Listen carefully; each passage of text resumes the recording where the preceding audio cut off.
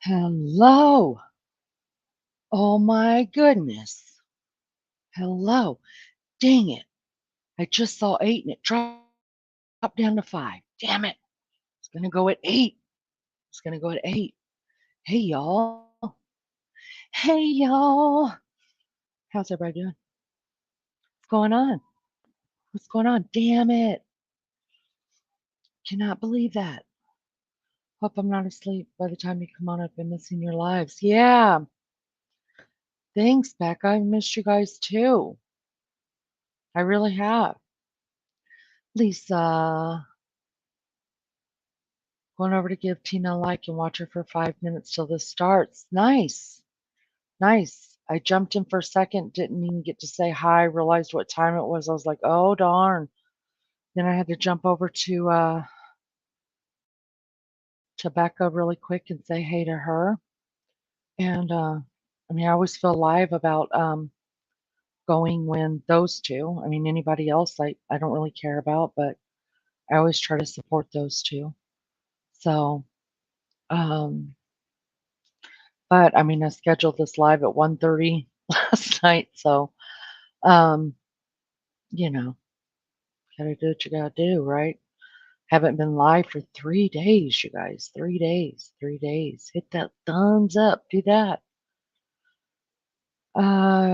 Check my Facebook. I will. I will. Give me just a second. Anointed Praise. Welcome. Thank you for coming in. Thank you. Can you guys hit the like for me? I appreciate that so much. If you haven't subbed up, please do that. I appreciate it so much. Emma, it's good to see you in here. Amanda, hey, bestie, hey. Hope you're doing well, girl. Hope everybody's doing well. Let me check and see what Frank's got going on real quick. Um, Poor Emma has to. I feel like Emma is Frank's secretary. I feel like she needs to be put on his payroll because when I don't jump into Frank's messages, then or check my messages at all, then Emma's really good about that. uh, oh. Yeah, I will read that in just a few minutes unless he just wants to come up and then he could talk about that. But yeah, I will definitely read that, Frank. I missed you guys too. I really did. You guys, I needed a break. The thought was just take maybe a day off, right? A day turned into three. It turned into 3 days.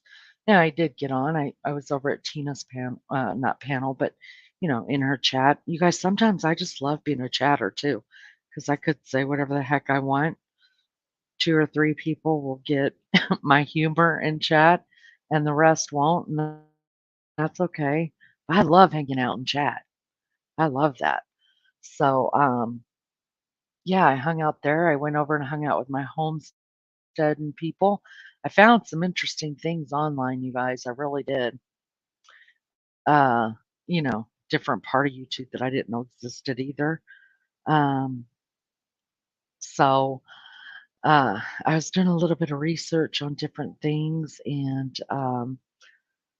I refound my love, you guys, for uh, creators that only do videos that do like homemaking videos where they're cooking and they're decorating their homes and doing gardening and stuff. Oh, how relaxing is that?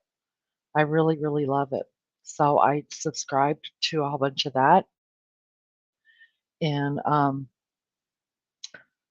yeah, that's what I've been doing. That and fighting with my daggum floors.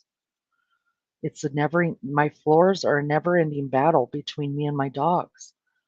I'll bet Emma, I will just, honey, just tell him that you're gonna need him to put you on payroll. Um, I try to keep up with stuff, but you know, I got stuff going on here, and got all these grandbabies and dogs, and I do have a bee cake that lives here, and try to take care of him, and um, so it's I check when I can. And then once you're on there, then you might as well just go down the list and do everybody all at the same time, right? That's what I try to do, and then I jump off and do more stuff. But um, yeah, so I think Frank should put you on payroll. I think that's how it should go down. I really do. I really do. So what's everybody besides me been doing? I'm the same old same old. You guys, it took me 2 days. I'm not lying to you. 2 days, and I have carpets everywhere, so on top of my hardwood, so it's not like I have a lot to clean. But because of my stupid back, um, and the way that I have to clean, um, it takes me a while to get it done. And I'll be damned. I finished up early this morning, like at 3 o'clock this morning, right? No lie, not lying to you. Um, and I'll be damned. I woke up today and guess what? It's raining again. hmm And luckily, I didn't steam clean carpets, which is what I really wanted to do too. Um, but to get all the mud off and out of the grooves of the hardwood and stuff, like I Swiffered first, and then I used I don't know if you guys have ever heard of a Bono, Bono. It's like a Swiffer, except for you squeeze the button and the stuff, the cleaner comes out and you use the washable pads for it. I love the Bono, but one or the other, the Swiffer by itself or the Bono by itself doesn't get down in, it doesn't get it all completely clean. So I actually have to I use both of them. I use both of them. Um, yeah. So I woke up today after getting the living room put back the way that I wanted it, and it was raining again. And I'm pretty sure that the weather lady just completely hates me, and that's where I've been at. It is hard to keep up with everything. It is. It is. And my sister and my daughter help clean her. Oh, that's so nice. How is she? How's your mom doing? I hope she's getting better. I hope it's getting a little bit easier. Yes, ma'am. I know. I know, girl. I'm telling you, tell 'em put you on payroll. It's important. It's important. I don't have a lot to say, and I have a lot to say. Does that make sense? Like, I don't have a lot to say, but there's a lot to say. Um, she's still doing okay. Still in a lot of pain. She has to go Thursday and have the stones blasted or something like that. Oh, bless her heart. Oh my goodness, that's terrible. Good grief. Well, I will be praying for her for sure. I'm sorry to hear that. That's terrible. Terrible. I just feel like people are going through so much stuff. I've gotten messages, a couple, two or three messages from ladies that come in here that are either someone in their family is facing something or they're facing something medically or whatever. Uh, and they're struggling. And I was just like, oh gosh, uh, why is it like that? I don't know. It just feels like when something happens to someone, like it's happening to everybody. But I guess we get it all out of the way together, right? Maybe we empathize more because we're all going through something. I'm doing good, Emma. Thank you for asking. I finally made it to the doctor on Saturday and I found out what's going on. Well, I'm not convinced, but he told me what's going on with my stomach. He said that it is my gallbladder, and he wants me to have a scan done and then to get it taken out. And I was like, that's negative. That's not happening. And so me and him, I mean, we could be best friends. If he didn't have a job, me and him could hang out all the time because I give him a lot of shit and he takes a lot of shit from me. That's the truth. And so I told him I wasn't doing it. And I told him, I said, here, how this is going down. I'm going to tell you exactly how it's going to go down. I said, you'll get a call one night from the emergency room that says, I have your patient so and so. in here, and we just did a scan of her gallbladder. It's bad. It needs to come out. Just letting you know." And he just laughed at me because that's exactly what's going to happen. Um,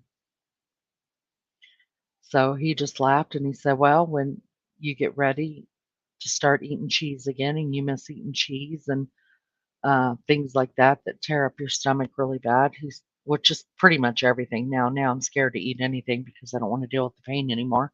Maybe I'll lose some weight though. This could be good. This could work in my favor. Um, he said, then just let him know and we'll go get it. I just don't want to do it, you guys. I don't. If they could do it with me totally awake, like, okay, all right, I'm down for that. But I don't like being put to sleep for surgeries. I don't like it. I don't like being out of control of my own body. It's the gallbladder. Wow, I was wondering if it was well, I have an ulcer, but I'm on medication for it. So I told him, I was like, "Hey, maybe you're wrong." This is what I'm telling my doctor, right? Like, "You know what? You could be wrong. I could just be lactose intolerant." He said, "Well, you could be, but you're not because this isn't your stomach, it's your gallbladder." So there's that. And I'll just keep dealing with it till I can't deal with it. I don't feel like it. I don't want to do it. I don't got no time for that mess. And I'm not going to make time for it. I don't like it. Julie, Miss Julie Dow, good to see you, honey. Thank you for coming in. I appreciate it. There must be a lot going on the streets tonight. Hold on just a second. I had a cough. Yeah, there must be going on a lot going on in the streets tonight. I don't know. You better get that gallbladder checked and whoever you need done ahead of time. Don't wait till the last minute like me. Girl, you know I'm gonna wait till the last minute. Mm-mm. That's just what I do. Um, I'm I'm supposed to have surgery on my neck, and I'm like, why? Every now and then my arms will go numb and I'll have pain going down my arms and stuff, but it's not nothing I can't deal with. So I'm like, no, I'm not doing that. Now, if you want to talk about the my lower back and the mid part of my back that the MRI say that I shouldn't be having as much pain with that I do. Let's do something about that.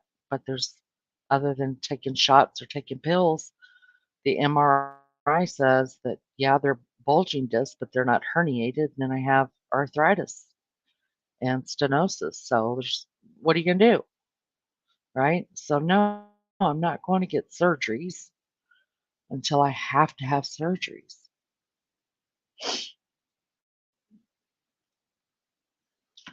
I have 3 people that when their doctors couldn't figure out what was wrong with them, so always take out the gallbladder, and it wasn't it. Ah, see there. Well, he wouldn't do it until he was like, "We're gonna go for a scan." He said, "I'm gonna tell you the scan's gonna show that your gallbladder's messed up." So, I don't know. I don't know. My husband has had a few gallbladder attacks, and they didn't take his out because when they did the scope of his gallbladder and his stomach, um, he didn't have gallstones or whatever else it was, so they were just like, "We're just gonna fix it with diet." So I'm just gonna it it doesn't matter what I put in my stomach, it hurts and I dread it. But if I eat cheese or I eat anything that's like got high fat in it, oh Lord, that is painful. That's painful. But I the problem is I have a really high pain tolerance. So until I just can't deal with it or can't walk or whatever, then I'm not probably not gonna do anything about it. But yeah, people do get their gallbladders taken out, they get their, appendix taken out, and a lot of it's messed up, right? A lot of it. And what happens how uh, what I don't understand is, obviously, our body needs our gallbladder and our appendix, but then they just take it out and don't replace it with anything. So, what's doing the job that the gallbladder and the appendix used to do? I wanna know that. I need to look that up. Miss Julie, I ain't letting nobody cut on me, girlfriend. Don't you worry about that. I'm hard headed. I'm real hard headed. And unless it's just something. I mean, when I went in for both of my back surgeries, it was literally because I couldn't sit, stand, or walk, or even lay down without the most severe pain, and it was because I had herniated the discs and it had pinned my sciatic nerve up against my leg. So, and because I waited so long with that to go in, now I have nerve damage, so every now and then I can feel the sharp pain down my leg with the nerve pain, but I can deal with it. So no, no, no, I don't. Mm-mm. It does suck. It really sucks so bad. Sucks so bad. Um, and unfortunately, mine is hereditary, you guys. I mean, it's just the way it is. The stenosis, the arthritis, the degenerative spine disease that I have, that's all hereditary. When your doctor can't figure out what's wrong with you, they always go to take out the gallbladder. Hmm. No, he just told me to go. I needed to go get a scan, and if the scan showed that it was bad, then they would go in and get it. I mean, he doesn't push anything on me. You know how long it took him to talk me into a hysterectomy? It wasn't until I was hemorrhaging. It was years that he told me, "You need a hysterectomy. You gotta have a hysterectomy." And it wasn't until there was this huge I had a 6-month, how did they put it? My uterus was the size of a 6-month pregnancy by the time I had it taken out because, all of the fibroids that had grown in and everything, so I was literally, um, hemorrhaging by the time I was like, "Okay, I think we should probably take the gallbladder." I mean, my uterus out. So, yeah, I don't just do something on the whim. Oh, it was the worst Lisa, I'm not lying to you, I've had 3 kids natural, completely natural, um, and I would rather give birth I did birth great, though. I had great pregnancies, I had great births, so I don't have any horror stories or nothing like that, so I would rather do, a birth over again than to ever have that pain that I the nerve pain that I was having. Produced by the liver to help break down fats when you eat. The gallbladder's muscular lining releases bile into the small intestine through your. Yeah, but what happened?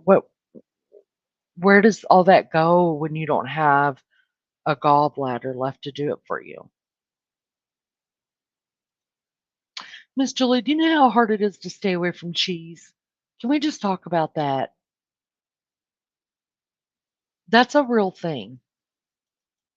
Not being able to have cheese. Huh.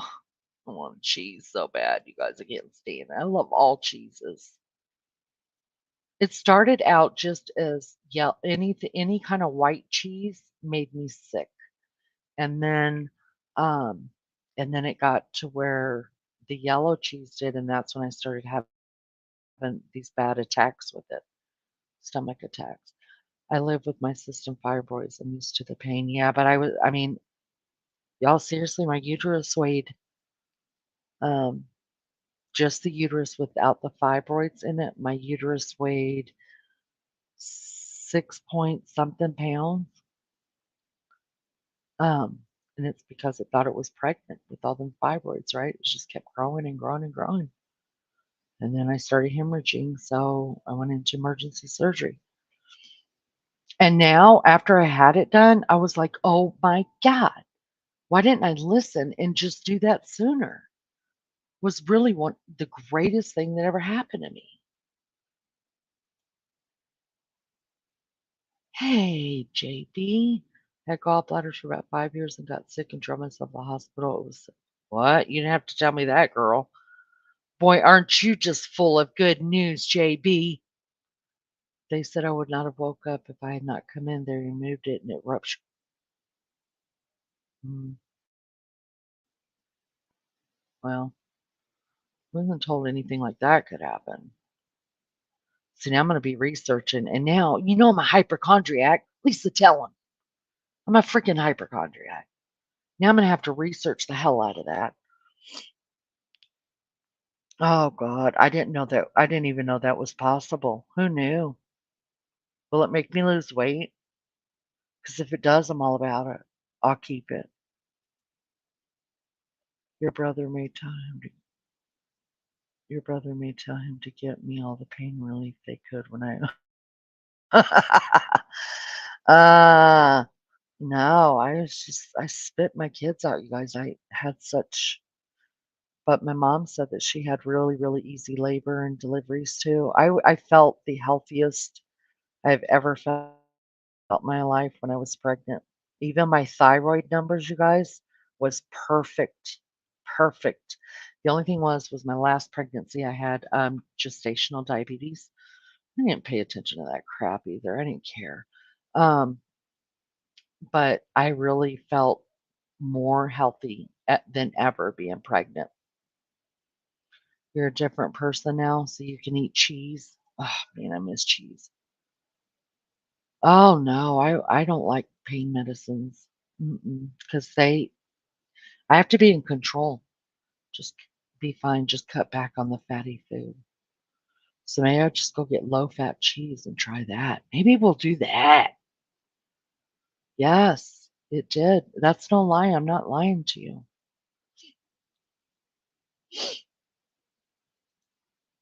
Actually, how I found it was, well, he had told me for years that I needed to have it taken out. He had never said anything about fibroids or anything like that.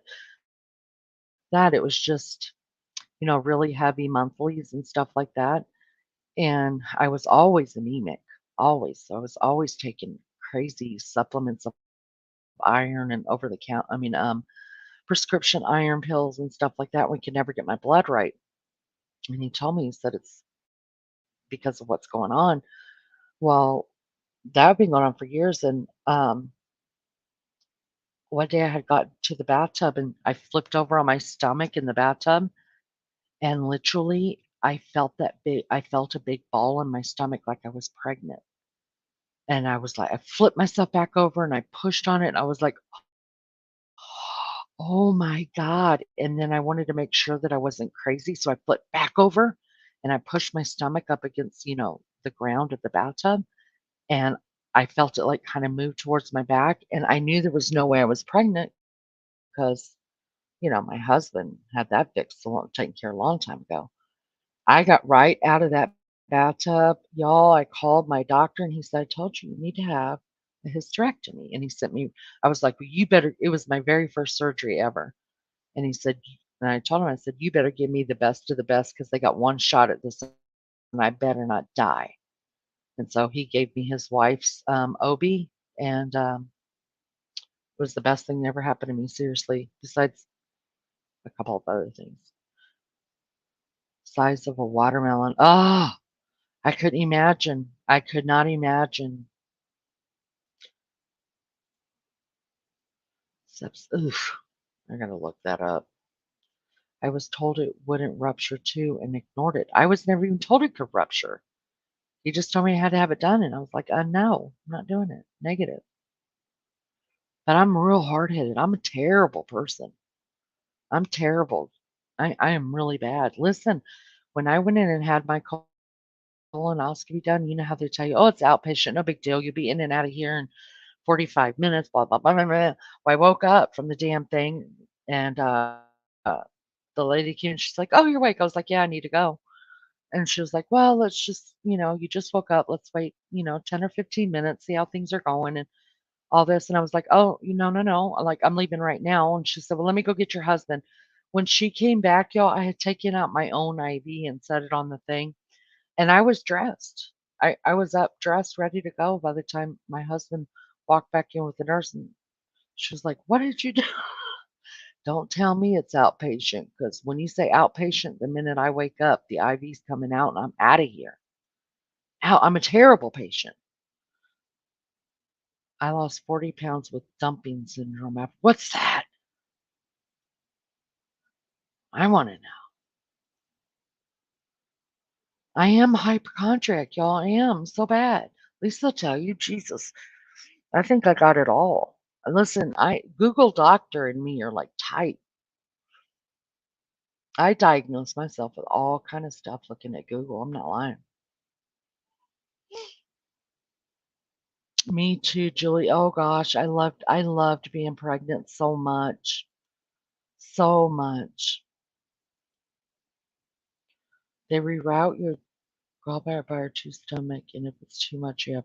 Oh, I hope it's too much then, because I want to lose 40 pounds.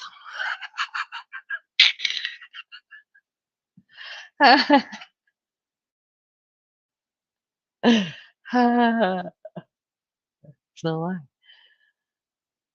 Payment state. Well, I mean, well, when I went and saw him on Saturday and we talked about my back again, he did give me, what are those pain medicines called? Tramadol. I've never taken it before, but he's like, when it gets too bad, then take this. And but I just take those headache powders.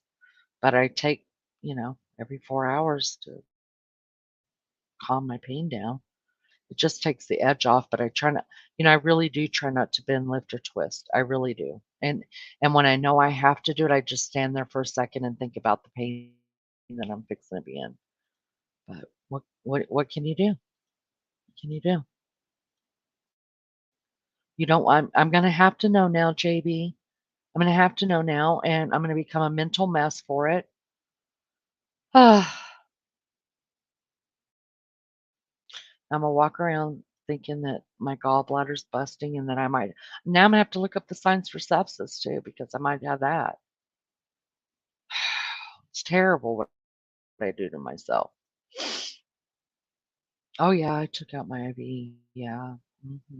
I also took out my breathing tube after I came out of when I became awake after my hysterectomy. And, I guess they're like taking you from the operating room into to recovery. I remember waking up and I was freaking out because I'd never had a breathing tube before, and so I went to go and grab it. And I remember hearing the nurses say, "No, no, no, no, no," and they were grabbing my hands, and then I fell right back to sleep, right? Well, then after I got into recovery and I remember, like, kind of being drowsy and waking up in it, I was, like, in and out, and I heard my doctor's voice, and so I was trying to come out, and I reached up to grab it again, and the nurses were like, "No, no, no, no, no," and then he was like, "It's okay, Mrs." and he called me whatever my name was. He said, "You could go ahead and take it out. You don't need it anymore," and I jerked that thing out of my throat, and I fell right back to sleep, and then the next day when I saw my doctor, he walked in and he was laughing, he said, "Do you remember taking that tube out of your throat?" And I said, "Yes, I do. If you tell me I don't need it anymore, it's gone. It's gone." Tramadol. Well, that's the most that they'll give me.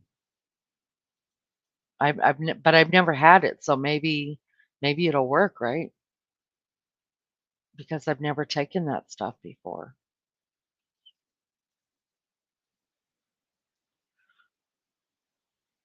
Well, hopefully it'll work.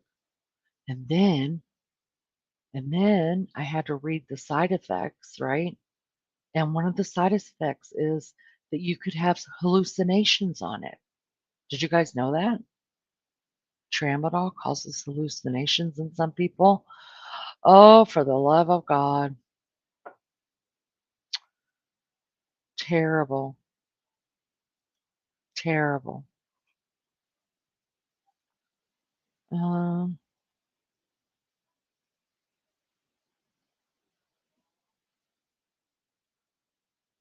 oh, I got a cough.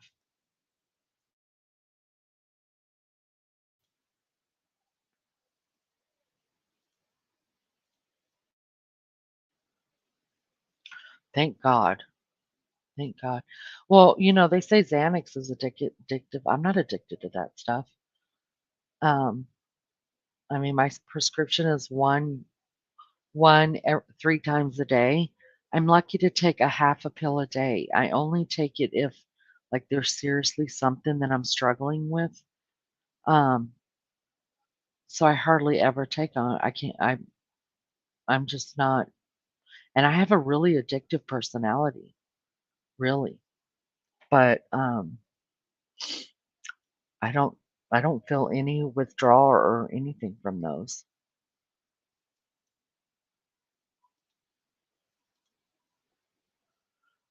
By all means, take in and don't take anything stronger. Well, I told him I because he also prescribed it so many times a day, and I was like, I don't take anything like that. I'm not that structured. But like if I struggle, like doing my floors or, you know, hurting after I've gone out there and try to do something in the garden, then I'll take one. It's healthier than powders. The powder will give you stone. Yeah, I know. Yeah, I know. That's why I'm on the ulcer medicine.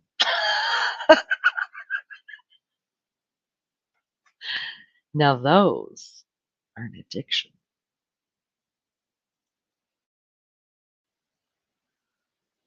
Yeah, the powders are definitely an addiction to me. Oh no, I don't think my stomach. I think my stomach is immune to it because, well, I mean, I have an ulcer and I take a medication for it, but I that would be hard. Those would be just as hard as coming off cigarettes or diet coke or coffee to me. What is protonics? You have to take protonics for what's that? Sounds like a band. Protonics.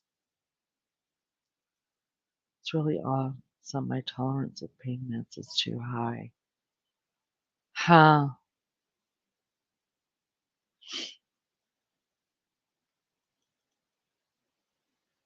Oh, okay. Yeah. I think I've already taken, I mean, I don't know. It's called pro something that I take and it's for ulcers. Um, so maybe that'll help. But guess what, guys? I got some news. If you didn't see my community post, I got okay to monetize. I got accepted. So I started working that out. I'm not computer literate at all. Um, I struggle with understanding the computer.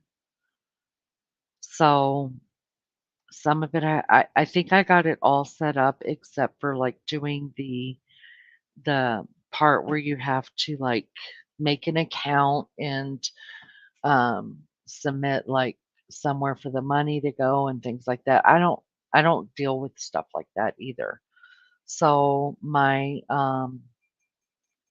beefcake is going to set that up for me. So it's not going to be anything that is required or whatever. I'm not looking to become any kind of big time here. I'll never be big time here, y'all. It just won't happen. But if I can make enough money to pay what I put into it, that'd be nice. That'd be nice. So yeah, hopefully by the weekend or whenever I'll have that ready to go. Kind of excited about it. Nexium and Prilosec. It helped. I'll tell you all what I got. Hold on. Maybe you guys have heard of it.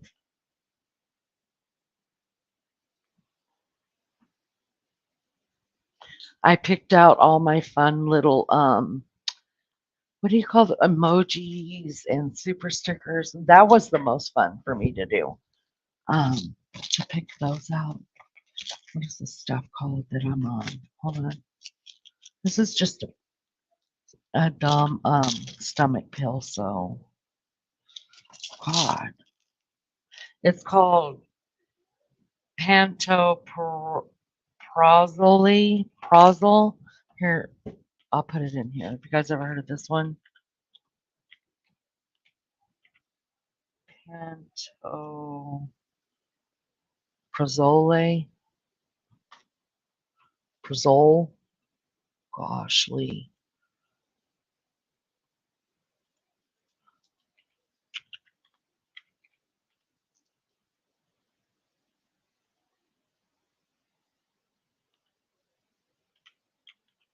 That's it right there. Oh, you take that, JB? Yeah, I've been taking that now for, gosh, about 6 years, and me and him talked about it, and he was like, "Yeah, don't stop taking that stuff until I tell you." Alrighty then. Miss Barbara. Hello, love bug. I hope you're well. I hope you're well. I hope you've had a good day today. Thank you for coming in. Probiotics. Don't you get that just from yogurt? Paralysis. Can't you just eat yogurt? Well, I can't eat yogurt, obviously, but people with a variety of problems need to research. Oh, dear God. Let me write this down. Where's my pen? Oh, now I'm going to go down a rabbit hole of what to diagnose myself with, what Dr. Google says I got. And then I'm going to have to call my sister so I can make her think she has it too. Oh.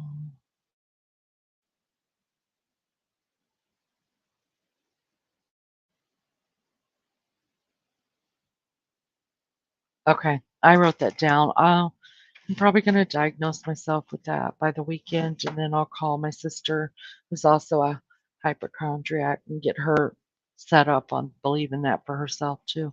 It'll be great fun. At least she always have someone to fall back on. Anytime she thinks she's got something, she calls me. I research it, and I'm like, oh my God, I got it too. We got it. We both got it. It's hereditary.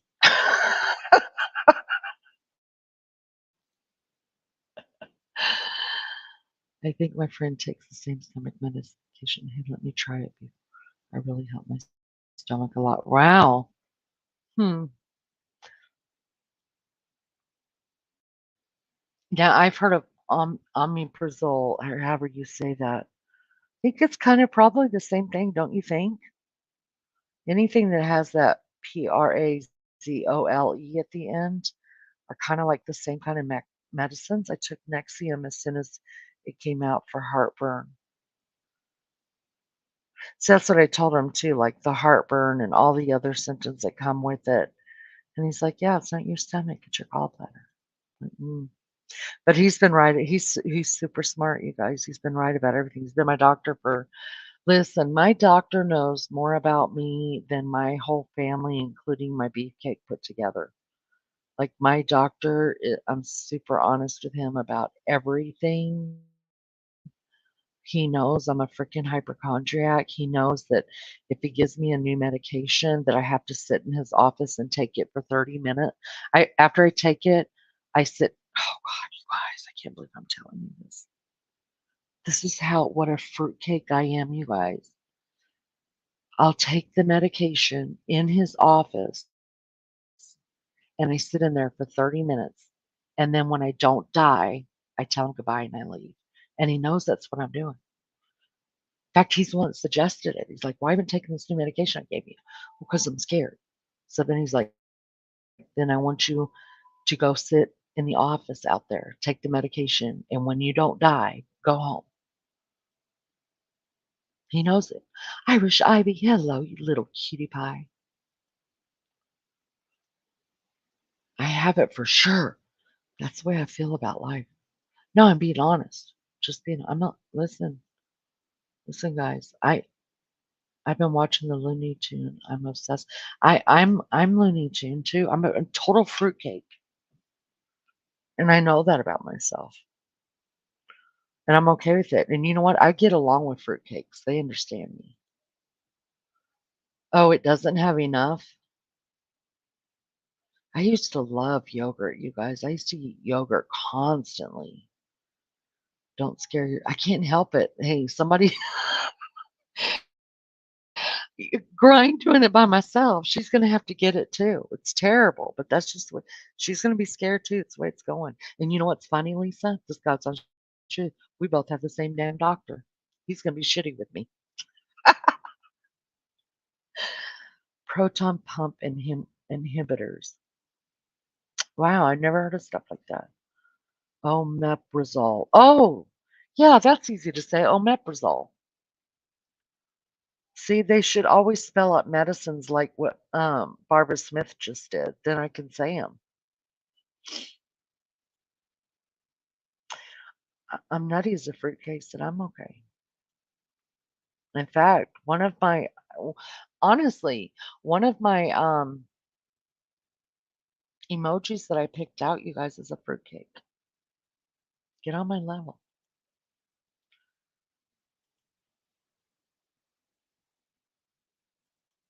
I diagnose myself completely.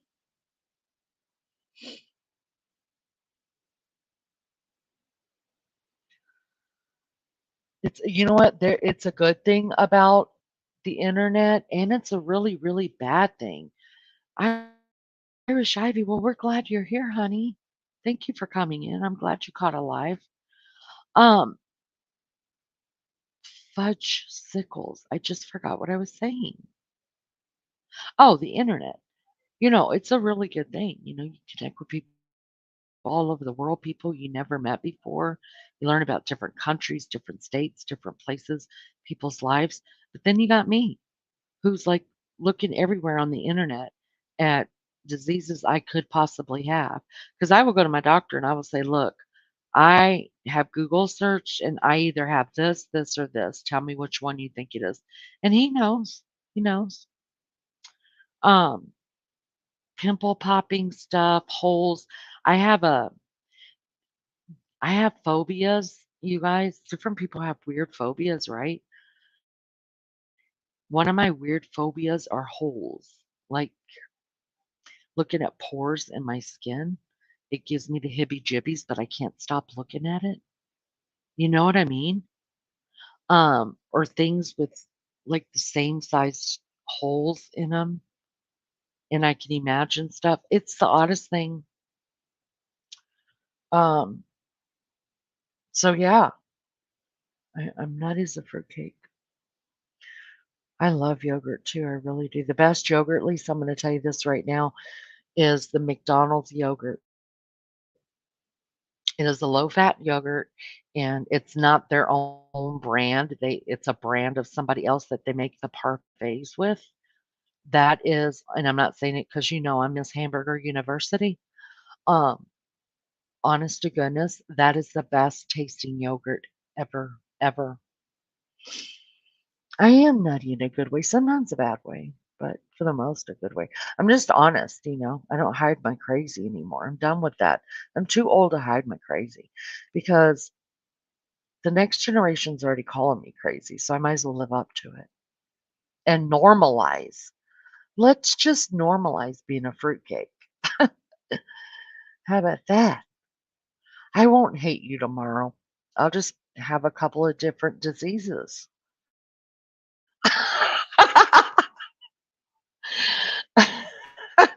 But so will my sister. It's going to be great news, and then my doctor will make more money because we'll be going to talk to him about it.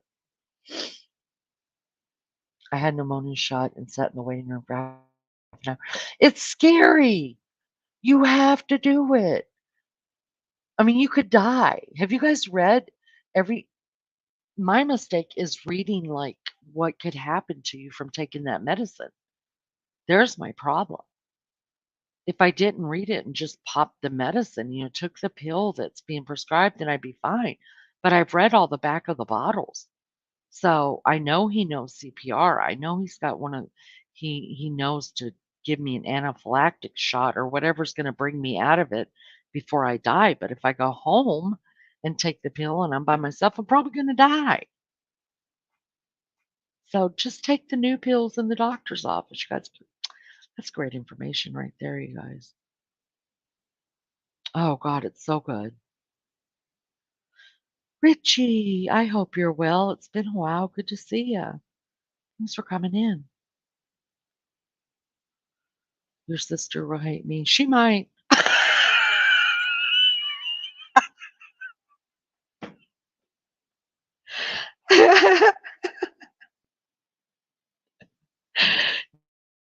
Now, my sister is, um, gosh, she's so nice, you guys. She's the oldest sister, and so she's got that motherly, niceness to her that sees she's just a good person.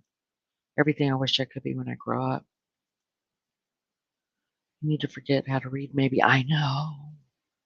I know my mom I used to tell my mom that stuff too before my mom passed. Like, I'd go over and tell her, I think I've got this going on. I got, and she's like, "Girl, don't you speak that into existence." I mean, she just would give me them Bible scriptures about,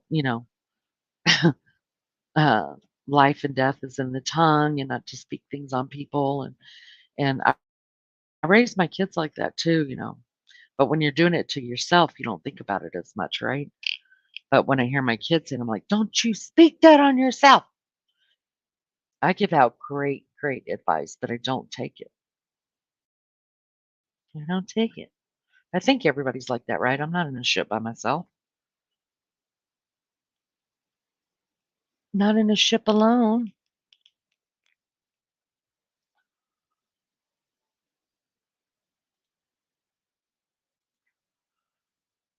I always preface it to my doctor. I read in Dr. Google. Yes. Uh, you can manifest. I believe that. I do believe that. Remember one time, you guys, I had gone into uh, the emergency room because I was having a really bad panic attack, couldn't get my crap together. And the panic attack was, uh, so I had got it worked up in my brain that I was having a heart attack. It was like 30, must have been 20 years ago. I had it worked up in my head that I was having a heart attack. Doctor came in. I mean, y'all, they even did blood gaskets on me. Okay, there was nothing left to do.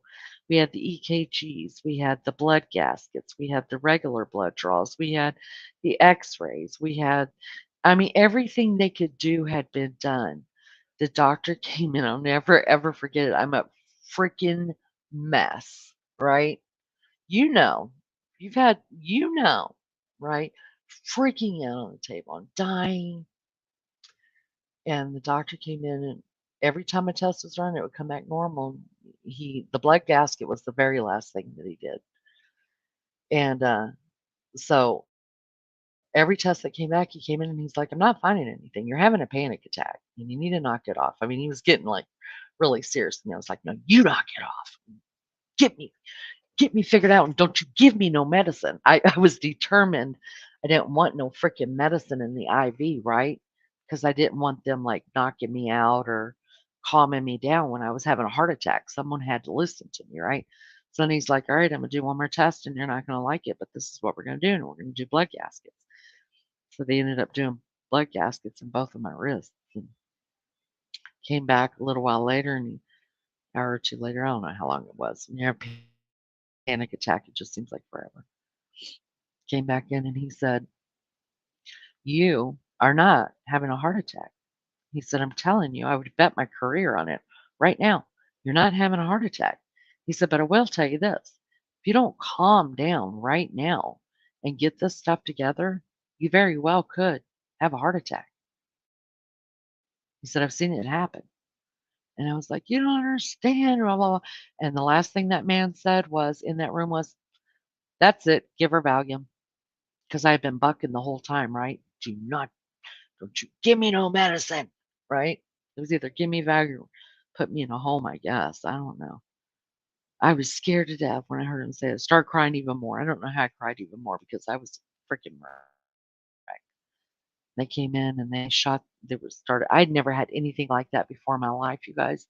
And I could feel it like going in to my vein and it was warm. And I was like, whoa. And then I started panicking because I actually felt it in my brain. I mean, in my vein, and the next thing you know, I felt it in my head. Honestly, I felt it, and my mood changed that quick. Like, I can't explain. It was like someone just flipped a light on in the room. I There were no more tears. I just sat up. I looked around at everybody. I was like, "What up? Like, this is wonderful. Completely how y'all doing?" Imma tell you what, never allowed myself to get to that point ever again, ever. Imma tell you what, that Valium and that oof, had I known I was gonna feel that good, oh, uh-uh. I'd have been saying that the minute I walked in the door. You've had the same doctor since 2000. I think it's people who do doctor hopping are weird to me. They're weird. I don't have the energy to, I mean, I'm a complete wreck, right? So, um, yeah, I don't have the energy. I like my doctor. Actually, I'm always scared to Google my aches and pains because half the time it leads to your, yeah, yeah. But I have to know that I'm dying. So there's that.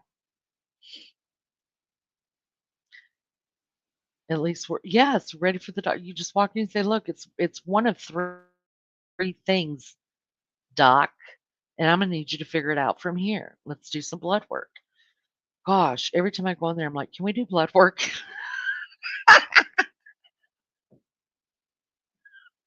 No, no, we're not doing more blood work. Seriously, it's my favorite thing to say. Can we do blood work? What are we doing blood work for now? Because I have to have my blood done every 6 months for my thyroid, right? But if I, in an off chance, have to go see him between the 6 months, I'm always like, do some blood work, like check levels. He's like, levels of what? Oh my goodness. Hello, Sandra. How are you? Good to see you. We're just talking ailments over here and how silly, nutty I am. And I know half of these women are nutty with me, so I'm in good company. Thanks for coming in. I appreciate it. Hey, y'all hit the like for me. I appreciate that so much. So, so much. I'm afraid of the new medication will give me heart palp. Yes, yes, yes. Panic attacks always make us think we're having a heart. Yes, Miss Barbara, that is exactly why I don't like if I get a cold, I never, ever, ever take cold medicine. I always will get heart palpitations. And I already have those. Why do I want to add to it? It's scary. See how doctors can help with benzos. Some of us, listen, some of us need them. I'll be the first to say. I'll be the first to say. No shame in my game, y'all. I'm telling you the truth. I have my urine checked every time. I haven't asked about that in a long time, but I'm not kidding. Every time Saturday, I was like, "Can we do levels?" He's like, "Levels for what? What do we do?" I was like, "Cholesterol or something," because I was just in there in January, you guys, and I had all my thyroid levels done, my, all the regular panels, my cholesterol, which I don't know why I forget about cholesterol. I don't have that. I don't have high blood pressure. In fact, I've got low blood pressure because of my thyroid. But and then I had him check like, female stuff and all of that, and then for your thyroid, usually they just check your TSH, and I was like, "Oh no, you do all the thyroid checks. You do the T4s and the T3s. I want to know it all." I'm like, "I'm paying for this, so what do you care? Just do the test." So when I saw him Saturday, I was like, "Can we draw blood?" Are you, Lisa? I used to be. I'm not terrified of now. Now I'm just like, let's draw blood. Let's do it. It's fascinating to me. I'm not afraid of needles. I have tattoos. Yeah. I'm not afraid of getting a tattoo either. They hurt like hell, but I'm not afraid. I've got two. I've got two tattoos. Thank you for smashing that like. I remembered, she says. Thank you, Sandra. I appreciate that so much, honey. Thank you. I have one tattoo, but you would have thought I was dying.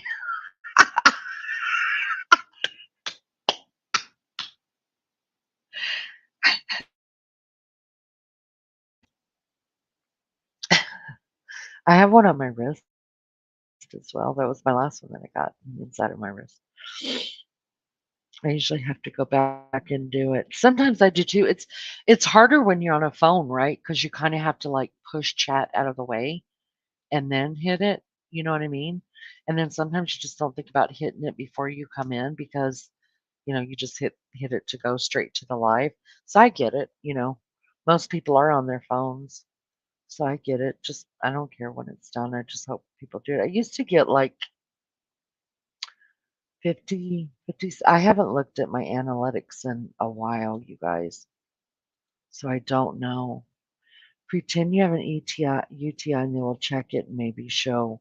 Really? Well, all I got to do is just tell him that because whatever test I want him to run, he always runs it. He's really good about that because it is my money. You know what I mean? It's not hurting him to draw more blood or uh, girl, I pay for my own MRIs too. That's the truth. That's how nutty I am, you guys. Because if you got to have MRIs done, usually insurance wants you to go to um therapy and physical therapy. And both times I went to physical therapy, I was in surgery within a week because it I had herniated discs, so it made them herniate even further. So he knows I'm not gonna go to therapy. In fact, he's like, "That's, you know, just between me and him," he's like, "For you, that doesn't work." So, I pay for because I just wanna, bypass what my insurance wants me to do so they can get more money through the system, I guess. I pay for my own MRIs, and they're expensive. Proteins were in mine. Really? I didn't know you could check it through that. Yeah, no, anything that I ask him to do, um, he usually tells me how it's gonna turn out, and then it does. Um, and and he does what I ask him to do, and I appreciate that so much.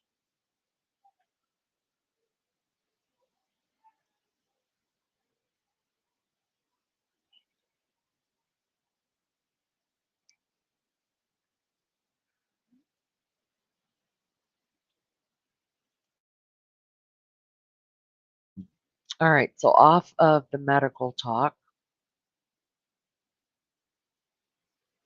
Hold on, let me read this one. I don't know if that's how they check it, but it was a problem. It's gone now, 2 years out. Wow, that's wild. Did so I don't know if your states do this, but Indiana just passed a law, you guys, that um, starting in August, the very first elementary school in the state of Indiana is going to be going to a 4-day school week. Are y'all states doing that? Um, and how do you feel about that? Hello, I'm from Oklahoma. I was here last. I remember you because you hadn't heard of the 2 ladies that went missing. I remember Oklahoma people because, my husband's from Oklahoma. So I think we talked about that a little bit. Karina, welcome back. Thanks for coming in. Thanks for coming in. I appreciate it. So yeah, they're gonna go to 4-day and it's gonna start the classes will start at 8 AM and they'll go till 3:45 PM, Monday through Thursday. And I asked y'all know lunch lady who comes in here, right? She works at the school as a lunch lady. And I asked her how she felt about it, and she said that, she worries about the kids who, um, you know, unfortunately, one of their only meals that they have is what they get at school, right? She said for her, that's what she would worry about is the kids not being, kids that are lower income not being able to eat that day. And then I kinda looked up some stuff on it, and a lot of parents were upset because, most parents, work, um, 2 parents work outside the home, so how do they, what do they do with their kids on that Friday that they're off, you know? Are we opening the door for latchkey kids again? And so what um, the city in Indiana that's going to be doing it is called Lafayette, and they started a program, a brothership, I guess you would say, with the YMCA. That on Fridays the kids can be bused to the YMCA. Isn't that crazy, you guys? I'm telling you, I told my husband and I have talked about this in depth. And I thank God every day I don't have any more kids in school, but now I've got my grands. And we talked about it, during, the pandemic, that one thing that the pandemic proved was that people can get educations online. I think by the time my kids have grandchildren, um, I don't think the brick and mortar schools are going to be here anymore, you guys. I think everybody's going to be doing work on, it's all going to go to online. And a lot of jobs are staying online.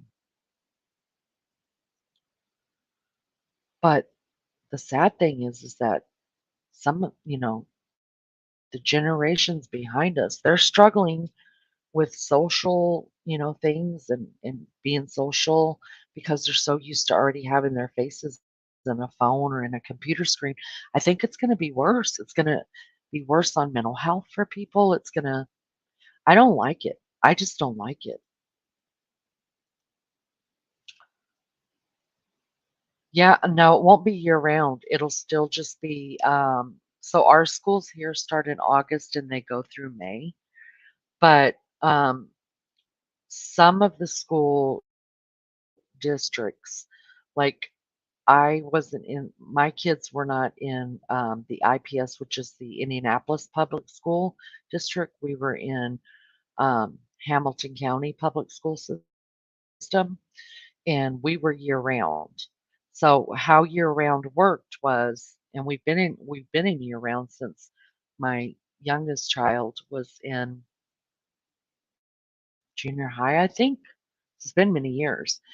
Um, and what that means is that they have a shorter summer, like only a 5-week summer, but they have a fall break, and our fall break is 2 weeks, and then they have Christmas break, which is what, about 2.5 weeks, and then our spring break is 2.5 weeks.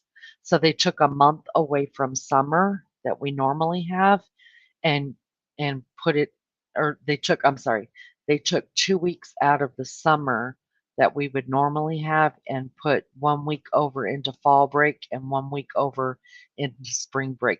And I'm not gonna lie, I loved it when they did that. A lot of people complained about it because their summers weren't as long, but for me, I loved it because I'm gonna be honest, my kids were bored. After, like, the first 2, 3 weeks, they're freaking bored. I mean, you go on vacation, you do all the things, friends are staying the night, you're going to the pool every day, but they end up getting bored. And so I actually liked it better. And then the 2 weeks, like, you have more time to plan for something for spring break and for fall break because you had now had 2 weeks to get it in. You know what I'm saying? So I loved year round school. I loved it. I feel bad for the kids possibly missing a meal, and I feel bad for the parents not being bored. Yeah, it's really, really going to open up, I think, um, the whole problem with latchkey kids. I mean, and that poses a different danger in itself. We were considered latchkey kids, when we were younger. If my parents weren't home when we got out of school, if they were at work or whatever, we went just into the house. That's what latchkey kids were, right? They went home by themselves. But we live in a different world. These predators and people that are on the streets, knowing that these kids are possibly going home or staying home all day on Fridays without their parents being there, oof, um, it's dangerous. I don't understand. Well, that's great. The YMCA, crazy. Yeah, a lot of different, like even now, a lot of our different districts will have what's called a boys and girls club. So the parents who work till like 5 o'clock at night, after school, they get bused to the Boys and Girls Club, and it's like a YMCA. They play, basketball. They could do their homework. They have a snack, a concession stand there. It's like being in kind of a big gym, and they have until 6 o'clock to pick up their kids. So, and a lot of people, if you're lower income, then you get that for free. You get it for free.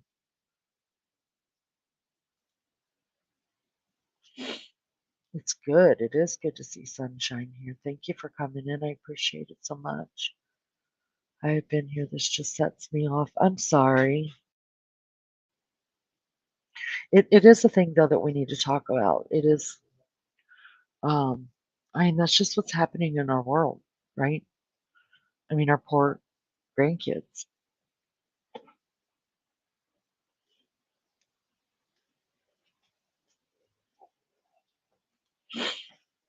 4 days a week is crazy. It is. It is. I think it's gonna cause much more problems than not. Hey Suze, how are you, love bug? Good to see ya. Thanks for coming in. I appreciate it. So do teachers still go on Fridays or do they? You asked the same exact that's the first question that came out of my husband's mouth when I told him.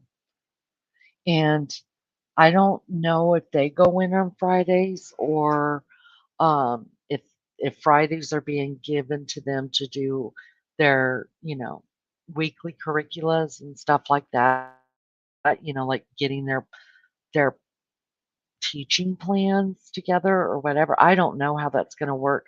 They have 3 different, hold on, I'm gonna bring it up for you guys. Can you give me just a second? I'm gonna bring it up and we'll read it together what's going on. Give me just a second, you guys.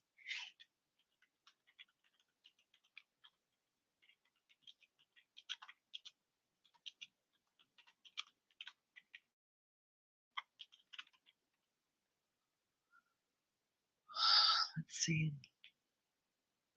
Okay, here it is.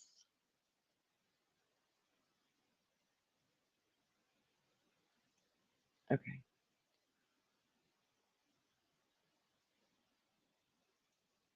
All right, hold on, let me share.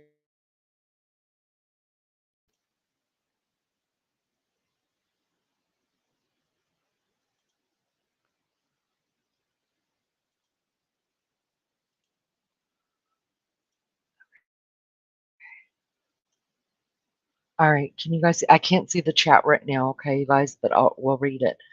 It says Lafayette, Indiana. A Lafayette Elementary School will be implementing a 4-day school week starting this upcoming school year.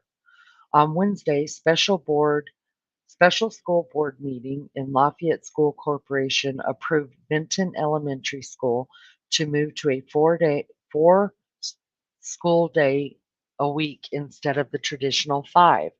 Lafayette School Association Associate Superintendent Dr. Alicia Clevenger says this has been in the works for a year and a half. Of course.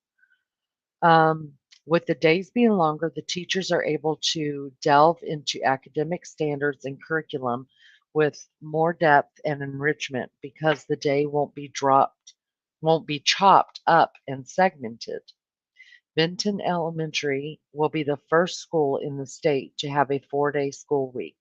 The State Board of Education approves the school corporation's flexibility waiver, allowing the school to have students in class for less than the required 180 school days for the next 3 years. So they have a contract for 3 years to do this. And then if it works, it's being moved on to other schools. If it doesn't work, they go back to it. To make up for this, elementary principal Cindy Preston says they will make the school days around 50 minutes longer. It's more instructional minutes in the 4 days than the kids would get in 5. Each day will run from 8 a.m. to 3:45 in the afternoon, which she says will impact after school activities as they get used to the new schedules. For the first semester, we're going to hold off on our usual extracurriculars and let's live the schedule a little bit. We'll start slow and then build on. Preston said teachers feel rushed to get through the content each day on a five. This don't make a lick of sense to me, you guys. It says Preston says the teachers feel rushed to get through the content each day on a 5-day schedule. She said they'll have more time to get through their content. How's that possible? I don't understand. Somebody help me understand that. Any teacher will tell you that there's not enough time to get everything done that's required and that they want to do. So they're excited about this extra time. It's not extra time. It's 50 minutes more a day, but you're getting all of Friday off. Clevenger said they've received mixed reviews from parents about the change, especially those who work 5 days a week. She said there will be accommodations made for the families. The YMCA will have a partnership with them. They're going to provide on site daycare for Fridays at Benton. Wow, so they're going to go to the school? If those families said a 4-day week does not apply to them or fit with their schedule, our intent is to transport those kiddos to another school in the district. Our organizations, such as the Boys and Girls Clubs, are ready to step up and help alleviate the stress on working parents. For us to collaborate with the school corporation and provide resources back and forth, make it enjoyable, fun learning experience is a perfect fit for the community, said Barry Richard, executive director with the Boys and Girls Club. Now, the Boys and Girls Club, you guys, is funded by the city. Not every city, I don't know if you guys have it in your states, but not every city in even in Indiana have a Boys and Girls Club, but funded by the it's funded by the state, I think. So you could actually send your children there. Like I said, it's kind of a YMCA setting kind of thing. Every time I've been there, the kids are always wild and crazy, and it's just and they have teenagers basically that are manning it, because they have them during the summer as well. Um, and um, it's kinda just wild and crazy and whatever, but I think that's a safer alternative than leaving at least elementary school kids home alone on Fridays, right? With the way that the world is. Here in my state, we have 4-day school and churches help with the meals. Really? Wow, really? Is that in the whole state, or is that just different districts, Karina? I was wondering what states were doing it, because it just said this was the first elementary school in the state of Indiana. So I told my husband, I said, "It's got to be happening other places. I need to find out where." How do you feel about it? How does your community feel about it, Karina? We wanna know. Teachers will have the same 40 hours. They will like it. Yeah, I think so. Kids can't sit in a chair for 10 hours. There's that. No, no. So, in my book, this is going to cause behavioral issues. This is going to cause psychological issues. Um, this can be dangerous issues if the parents choose not to use the community resources, the YMCA or the Boys and Girls Club. Um, I think it's going to be bigger issues than what Um, have they thought it out? I don't know. I don't think so. It is a long time. I was confused. So it's from 3, I mean, sorry, it's from 8 to 3. So 8, 9, 10, 11, 12, 1, 2, 3, 45. So wait. So it's 7 hours and 45 minutes. And then they get, I think they only get a 30-minute lunch. So, oh, I take that back. Now add on the 50 minutes. So that's almost an hour. So now we're talking 8.5 hours. That's still a long day for kids. It really is, I think. Hi, Melly Joe. How are you, love bug? Good to see you. Thank you for coming in. I appreciate it. Can y'all hit the like for me in or out, please? I appreciate it. If you haven't subbed up, please do. Um, I don't know. Did she? Did you miss anything exciting? I don't know. It's free. Help a girl out, y'all. I only need to get how many more? What? How? What? Hold on. Let me look. I haven't looked at analytics in a minute. Hold on. Oh, good golly, you guys. I'm back down to 524 subscribers. But um so that means I only need 476 subscribers and y'all won't hear my mouth. Listen, my end goal is 1,000 subscribers. And then after that, like I'm everything else is just bonuses, right? We were talking med talk for a minute, yeah, and how I'm probably dying of sepsis and a gallbladder that's gonna blow up in my stomach, and I've got all kind of things going on. Oh, Melly, it's coming, honey. Give it a little while. That drama's coming. It's coming, sister. You know how you can always, well, I'm not even gonna say it's not worth it. But it's coming, yeah. People can't stay away forever. Can't stay away forever. Just a second, guys.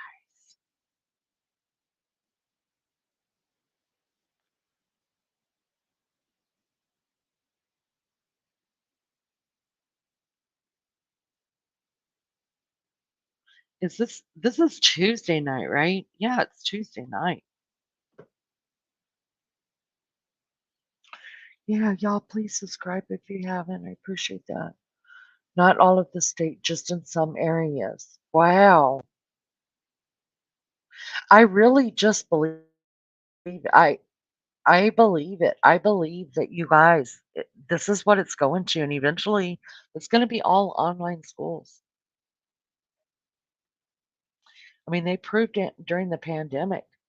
Yeah, there were kids that didn't do very well in it. It messed up a lot of kids, but you hear everybody saying, "Oh, kids are what is that word? Um, kids are what's that word, you guys? Meaning they adapt really well." Um, and some of them do. Some kids can adapt to that. I can tell you now, my youngest son, he had no problem with online school. He loved it more, absolutely more. Um, but he doesn't have like he's just the type of person, wake up early, let's just get it done, get it over with because I don't want to be here forever, I want to do something. You know what I mean? And he's kind of a perfectionist that way. And education really, really, really matters to him. And my oldest child would have done really well on online school too because she is a lot like him. They're both very studious, make great grades, work really hard. But my middle ones, oh, y'all, they'd have done terrible. That would have been a freaking fight every day, because they didn't find the value in education as much growing up. They hated school. They're like their mama. I hated school. I would have done I did terrible going to school. Imagine if I had a computer sitting in front of me and I could wander off with my mind somewhere. And nowadays, with playing games and your phones and trying to concentrate and all that on your studies, a lot of kids will fall by the wayside, I think,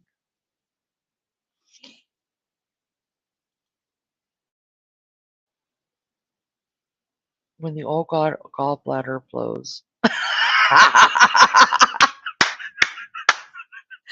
Girl, that's what I'm talking about. Yes.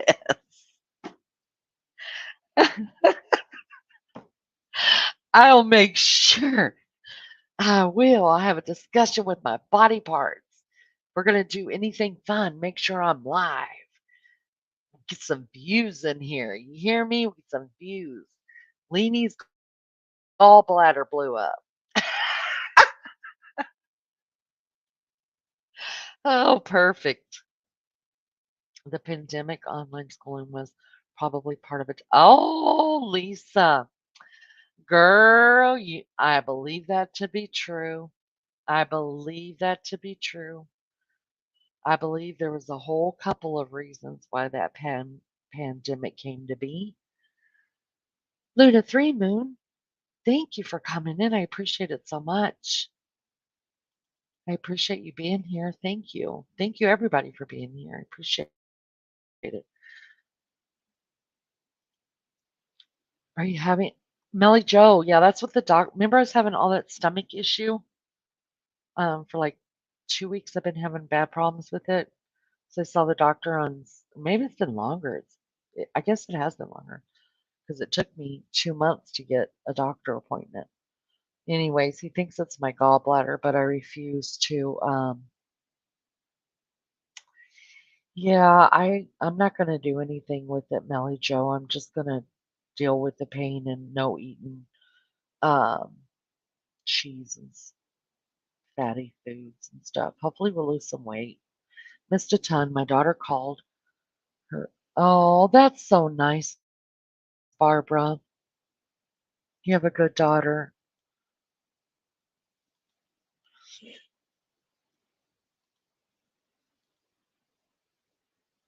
Hello, Tina. Good to see you. I'm sorry I jumped in your chat for a minute and I had already scheduled this. I wanted to jump into yours and jump into um Angel, Tattooed Angel, and then I came over here and started this one. So I'm sorry I didn't get to hang out much, but haven't been live for 3 nights and I was already 10 minutes late, so I jumped and came over here. So I'm sorry I missed it, but I will watch the replay for sure. Yeah, that is really sweet. Andrew, good to see you. Thanks for coming in. I appreciate it so much.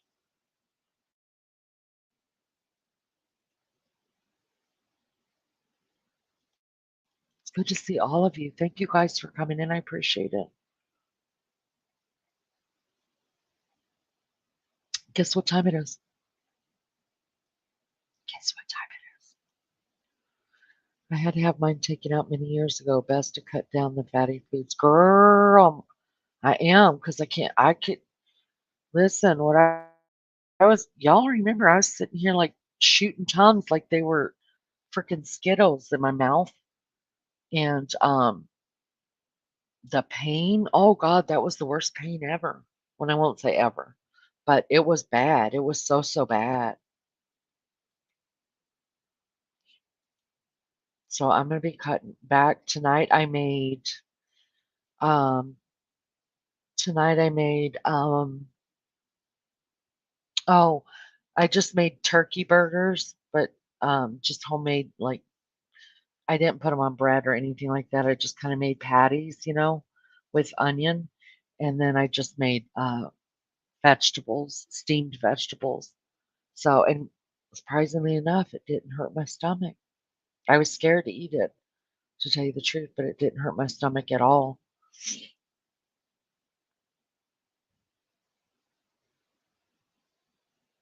Oh, I'm so glad, Barbara. It's good to have good people in your life that care about you. That's for sure. Yes, Melly. Dee, dee, dee, dee, dee, dee, dee. Melly Joe wins the prize. Who else joining me? Let's go. You tell him I have to put on the trash music so I can go smoke so I can get me another cup of coffee. And but you guys know I'm a professional smoker, so it happens really, really, really fast.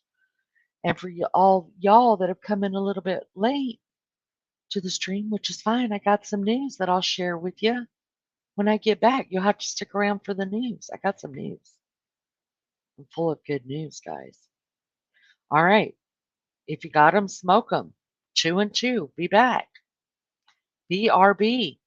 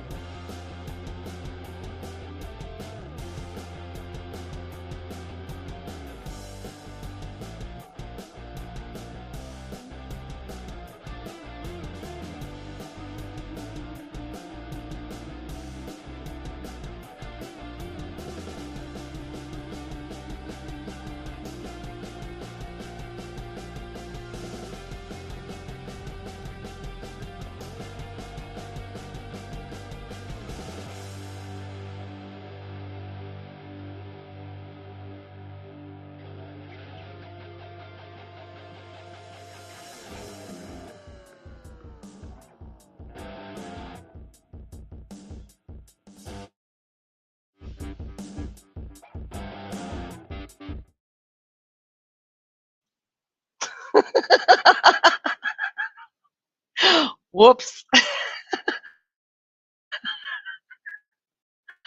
Sorry. Did that get loud really fast? Wham! Sorry about that. Let's go back up here. Let's see. Smoke time. Yeah. Gotta get it in. Gotta get it in. I thought, yeah, yeah, that's what I've heard. I wasn't feeling like a heart attack. It was just everything, all the other symptoms. I got it. It does. It did. It was good. It was good. You don't drink avocado oil, olive oil, and dip it. Hell, now, now, I am interested in cooking with avocado oil. I want to try that. I do cook sometimes with olive, but now, oh God, I've had the most terrible experience, you guys, with castor oil. I know where you're coming from, Miss Barbara Smith, and I kind of giggle on the inside, but I ain't going there. Now, castor oil, I thought was gonna kill me because I was ready to have that my last baby. I am a professional smoker. Um, I was ready to have my last baby, you guys, and that old wives' tale about if you drink castor oil, that it'll make you go into labor. Oh my God. Do not give your children that advice.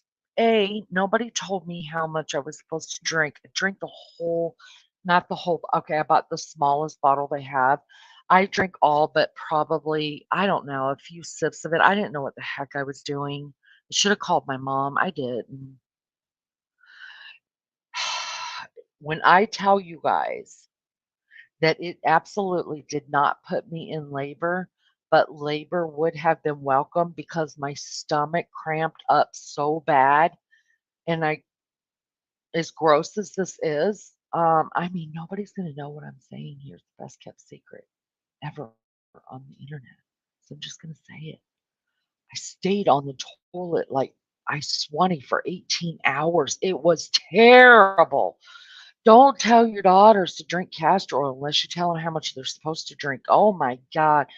Even the thought of it makes me want to retch. Serious. So just, oh God. When I say I'll do anything once, I'm being honest. I'm being honest. That was a terrible, terrible experience. And trust me, I've done some really terrible stuff before. That was one of my worst. I had my gallbladder taken out years ago, just another body organ you don't have to carry around. Well, if it weighs like 20 pounds, that'll be great. Oh, Andrew. After 8 years, I still crave cigarettes. You know, Miss Barbara, I quit smoking for 7 years. 7 years. And there was something that happened in my life that couldn't handle. Went and bought a pack of cigarettes, and I haven't been able to quit since. Not that I've really tried. I'm not gonna lie to you guys. I haven't really tried. I haven't wanted to try. It's my thing. Nobody in my family smokes. It's my own thing. But the whole 7 years that I quit, you could smoke a cigarette in front of me. It never bothered me. In fact, the smell just made me want to vomit. But you know, things happen in your life, and you do what you can to get through them. I had to adjust to different foods and took a while to figure out how to. I hear bad things about getting your gallbladder. Some foods. y- Um, Luna, that's happening anyways. That's one of the things about having a bad gallbladder is that that's just what happens anyways. It goes, I mean, imagine going out to eat, and you eat the wrong thing, but you don't know it's the wrong thing until you can't leave the restaurant bathroom for 30 freaking minutes. Kind of embarrassing. I barely like you.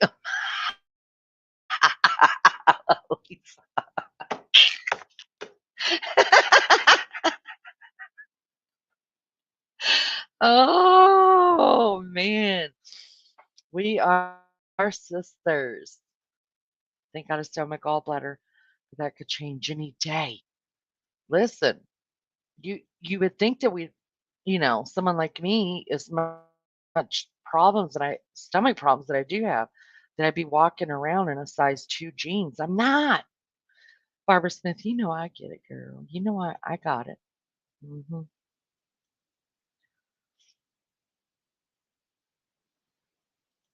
You have one of those too? Oh god, it's so funny. And then if you I don't know. Men are just hard sometimes, you guys. Just so freaking hard sometimes. I You did? And OJ, I didn't do OJ. Oh, wow. No, I wasn't even in labor. I just wanted to be done. And oh, it was terrible. It was so terrible.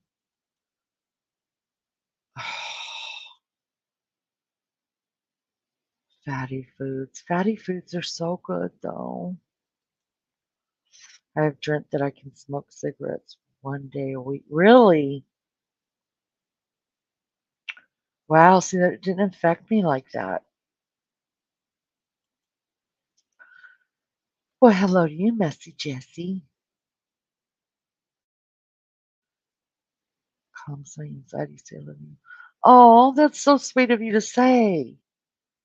Thank you so much. I'm glad. I give myself anxiety. I really do. I give myself anxiety. So I'm glad I don't give everybody anxiety. That's why even sometimes it's hard to like go into chats that when they're talking about anxiety. If I hear somebody else's about their having anxiety, like I don't feel it. It doesn't make me have anxiety. But if my kids have anxiety, oh God, I feel their anxiety. And but sometimes just like the constant talk of it, um, it just I don't know. It does I don't know that it gives me anxiety as much as it just makes me cringe. I'm just like enough is enough. That's why whenever I talk to the college girls on panel, when was it last week or the week before, I asked them about mental health and had them talk about that a little bit.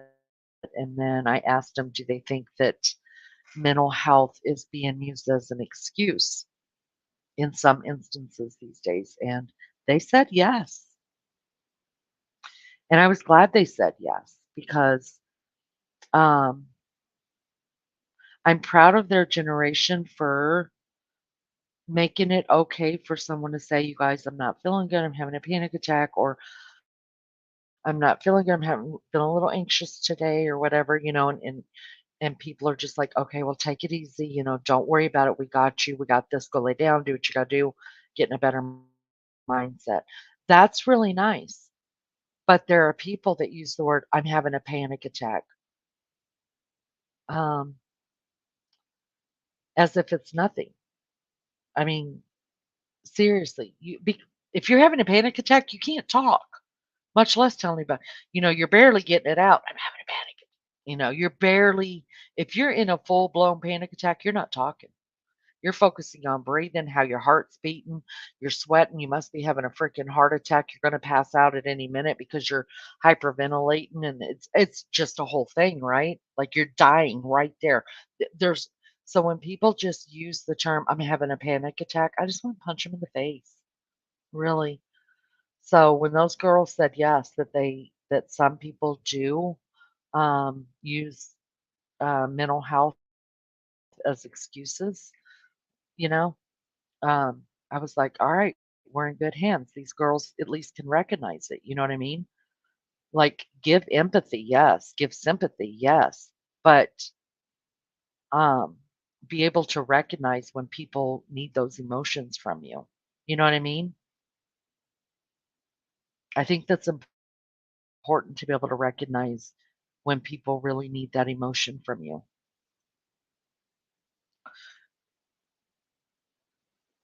Food for thought is what I meant by dumplings, dumpings, food running through his yeah, I knew I okay, okay. Yeah, I do that that's happening now. That happens now, except for when I eat, like, cheese or anything, like, heavy, like, even like a steak or something like that. Like, I can only eat a very, very small amount of it, and then I feel like there's this huge knot sitting on like a huge ball. It's weird to explain that this ball is sitting on the top of my stomach, and it's really, really, really painful. It comes and it goes and it comes and it goes and it won't leave my the top like it won't go through or something like that. That ball just won't go down or won't. I don't. It's like something blows up right there, and it becomes really, really painful. It makes me really, really sick. And then other times I'm just, if it doesn't affect me that way, it just makes me run to the bathroom. Crazy, craziness, crazy. But I know that I can't. Yeah, I understand. How many years did you smoke, Miss Barbara? How many years did you smoke? Yeah, don't pick one back up.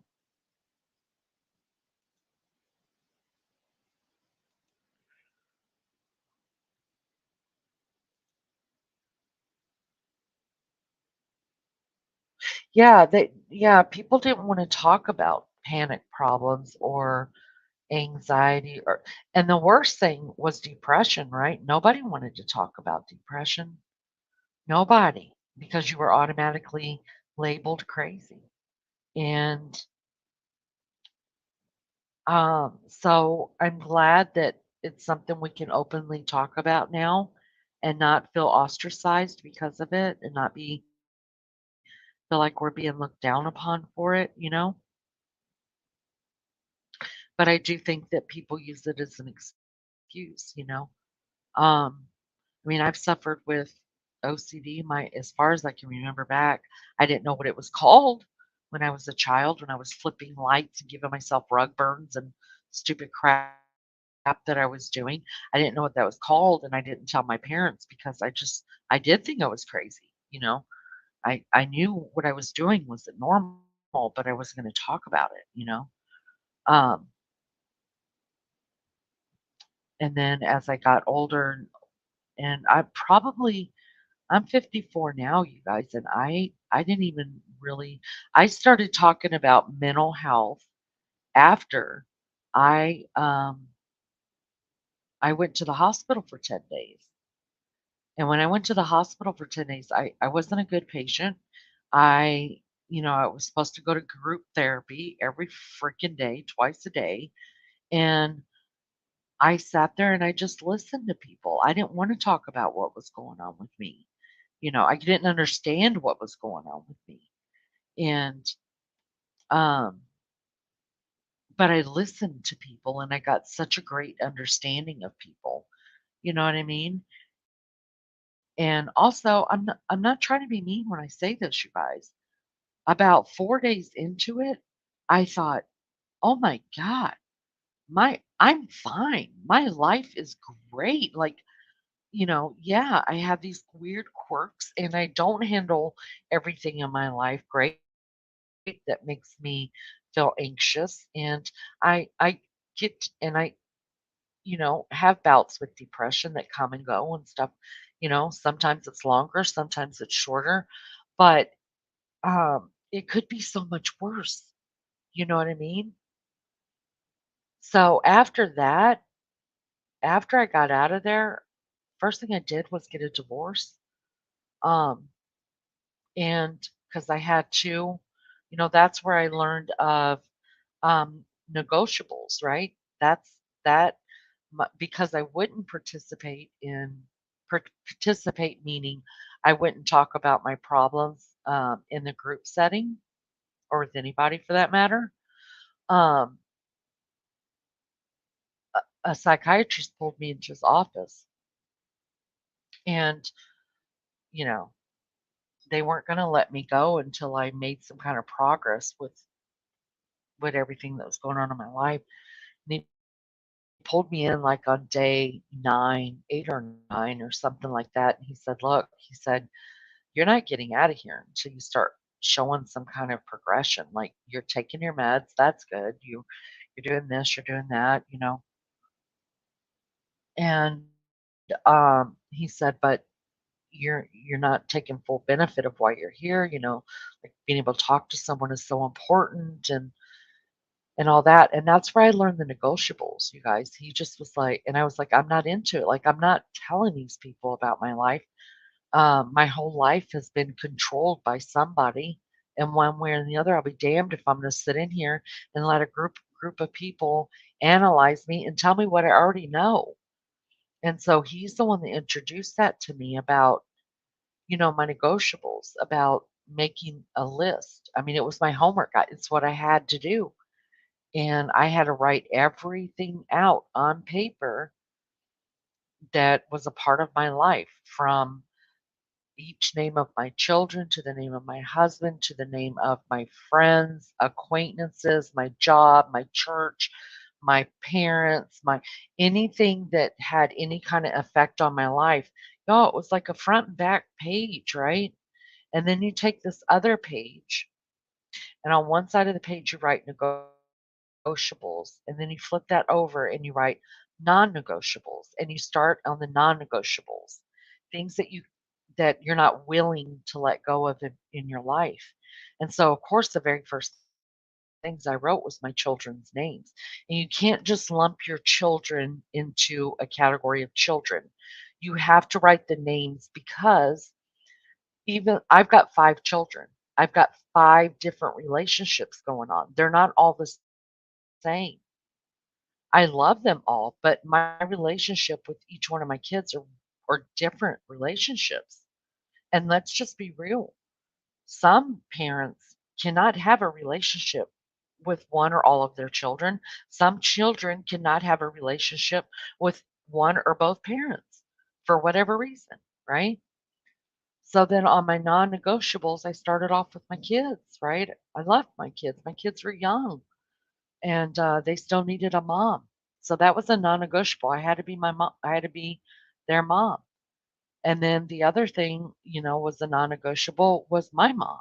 You know, she was my mom and one of my biggest supporters. And then, you know, on down the list. So once you got all that done and you mark that off, and then what's left on the original list are non or negotiables, things that you're willing to negotiate in and out of your life. Do they bring you more joy, or do they cause you more grief? You know what I mean? So you flip the page over, and on the negotiable side, you start writing these names out, right? This is negotiable. This person in my life is negotiable. This job is negotiable. This person at church is negotiable. And on down the list, right? My weight is negotiable. Um, um, I mean, I put everything I could think of, you guys, everything down to bills. Like, did I have to have a cell phone? Did I have to have um, uh, cable TV? Because that all fell into the the anxiety of monetary, right? How much money I had to make, which brings on stress itself, right? Money. So then also on my list, I put down all my bills. Well, funny, on my negotiable side, there was my phone, because that was negotiable. There was my um, internet, that was negotiable, right? I mean, I put everything. My electricity was not negotiable. You know what I mean? You get what I'm saying. Once you get that figured out, you guys, and you look at that negotiable list, the things that are negotiable in your life, somehow you can see all of the importance that you've placed on things that didn't matter, people that didn't matter. Not that people shouldn't matter, but do they bring joy or do they bring grief to your life? And not everybody was meant to stay in our lives, right? you've heard the saying, some people were left just meant to just walk through your life um, for a few steps, and some were meant to leave prints on your heart, and some were meant to walk with you through a lifetime, but not everybody is. And so when you put it down on the negotiable side, all those names, and you have to realize, am I serving them any good purpose? And are they serving me any good purpose? Is this relationship bringing me joy, or does it just cause me stress every time I hear their name, think about them, hear the phone ringing and see them on the other line? Is it just that kind of feeling? Then it's time to let go. And I'm not saying call them up and say, hey, like you're on the negotiable list, people. So I don't need you calling me anymore. Don't come to my house. Like, I'm not talking about that. I'm just talking about edging away slowly until, you know what I mean? They've moved on and you've moved on. But don't let that time frame of letting those people leave your life too long. You see what I mean? And then if the subject does come up, then I think you have to be honest. I think you have to say, look, I'm struggling right now. I'm struggling with things in my life. And unfortunately, right now, I am taking out everything out of my life that um that I can live without, because I have to put my what's left of me, I have to focus on the truly important things like my home and my family and my children, you know what I mean? And when you put it to someone like that, if they really care about you, they're going to understand and they're going to wish you well.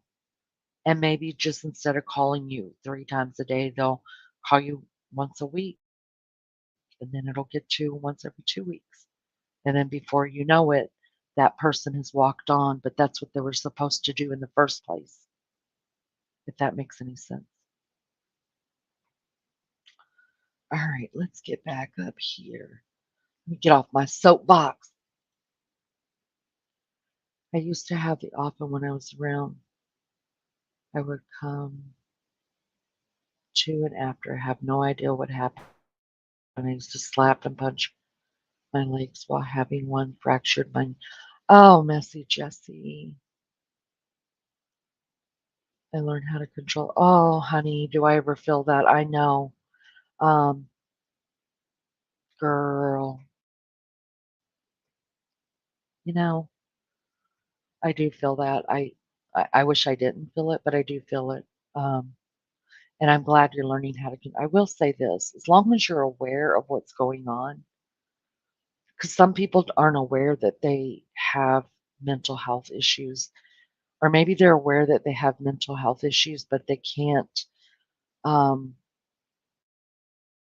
put a feeling behind it, or what feelings lead up to it. What triggers it, stuff like that. And I think you got to take time. People need to take time to say yes, be honest with the person in the mirror and just say, look, I know we've got this going on and it's a bad deal, but we got to take time to figure it out. And how you figure it out is the first couple times comes the freak out, right? So you have the freak out in whatever way it's going to manifest itself, whether it's just um, having anxiety or having a panic attack, or unfortunately having a rug burn, or hitting your legs, or throwing something across the room. So after the freak out, then and you bring it down and you center yourself again, then you have to now the real work begins, because you have to look at what happened 2 minutes prior to that, or and go all the way back to when the last one was and what happened before that one. And then even if you have to start a journal, or you have to just start writing stuff down, like, um, I watched something on TV that just set me off, or I heard somebody say this and it set me off, or, whatever it may be. Or sometimes we don't even know why sometimes I'm having anxiety and I'm like, oh gosh, I feel so anxious. And I've heard people that love me, say, why? And I'm like, well, dummy, if I knew why, I could probably control it. There always is a why. Sometimes it takes me a little while to figure out why I'm feeling anxious. Sometimes it's just a thought that I'd had 15 minutes prior, and then before I know it, I'm already having chest pains or the elephant sitting on my chest because of what I just thought about 15 minutes ago, right? So I'm really, really in tune with that. Like, really, I mean, it took a lot of work though. I've been doing this for 30 years. So it took a lot of work to figure things out. I'm still figuring them out. But for me, if I start feeling that elephant sitting on the chest, or like, or if it gets worse, like the chest pain or the hyperventilating and the profuse sweating and heart palpitations, everything that comes with it, the feeling of unreal, the disassociation. Um, once I get myself through it somehow by the grace of God. And then sometimes it takes me an hour, but I can guarantee you 99% of the time I could tell you exactly what set it off. Isn't that wild? Sometimes I can't tell you why I have a heart palpitation. Like if a heart palpitation just comes out of the blue, sometimes that causes um, anxiety or stress or a panic attack. And I can't always tell you why I had the heart palpitation. Sometimes I can. Like if I've drank too much coffee or if I've haven't taken like I'm on thyroid pills, right? If you don't take them the same time every day, you can have palpitations from it. If you take an over the counter medication that's got um, uh, what is that stuff called? Fetterine or can't think of it right now. But yeah, those can cause heart palpitations. So if you It's a lot of work. When I say it's a lot of it is a lot of mind work figuring out, your triggers and what sets you off, but it's so worth it because you guys, I've come close like 2 or 3 times, but a full-blown panic attack, I haven't had one 18 years. 18 years. And I'm so thankful for that. I mean, full-blown, like where I've gone to the hospital because I thought I was dying. Now, anxiety, generalized anxiety, it's just something I live with, you know? But for me, I don't even try not to live without it. I don't try to live without anxiety either. I've got medication I could take, to take away the anxiety. I don't do it. I only take um, a, a half of a pill whenever there's something I really just am not going to deal with and can't deal with, don't know how to deal with it because I feel like my body runs off of a certain adrenaline. I really do. Hi, Ryan. Good to see you. Hi, Big B. Thank you for coming in. I appreciate it so much. Nature Sounds. Good to see you. Thanks, guys. Doing well. Doing well. I hope you guys are doing well. If you don't mind hitting the like button, coming or going, I appreciate that so much. It was a taboo subject many years ago, but now it's just discussed openly, as it should be, don't you think? Don't you think? Well, I love you too, Big B. Big hugs to you. Oh, hell oh, you smoked for 50 or so years. Wow, Miss Barbara. Wow, what an accomplishment. I hope I just didn't bore y'all with all my psychological BS. Come a long way in it, guys. I understand it. Yes, Miss Barbara. Um, all of my children have it at different um, all of my children have anxiety issues at different levels of it. None of them, praise God, have ever had it to the point that I've had it where, like, in and out of emergency rooms or having to be hospitalized or anything like that from it. So I thank God for it. It's so funny too, because if we're in the same room and one of them is feeling something, I can always tell just by watching them breathe or talk. I can always tell, and I'm like, "What's up? What are you doing? Knock it off."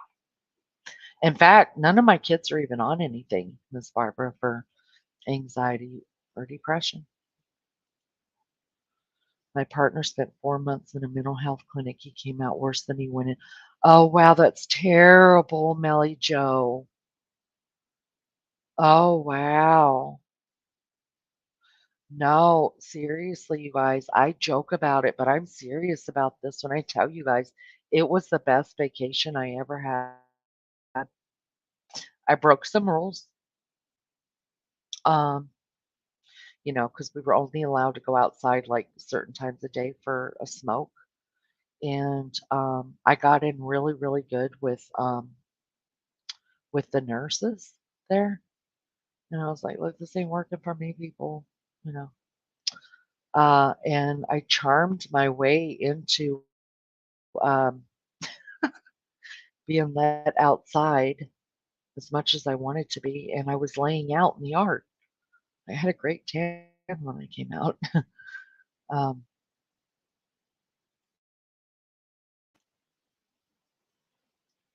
but there's different parts of the hospital, right? Like I wasn't in a part of the hospital, you know, the group, the floor, I guess, that I was in was people that were dealing with, you know, generalized anxiety, depression, and anxiety, panic attacks, like other mental health kind of things like schizophrenia or bipolar or um, dissociate, DID.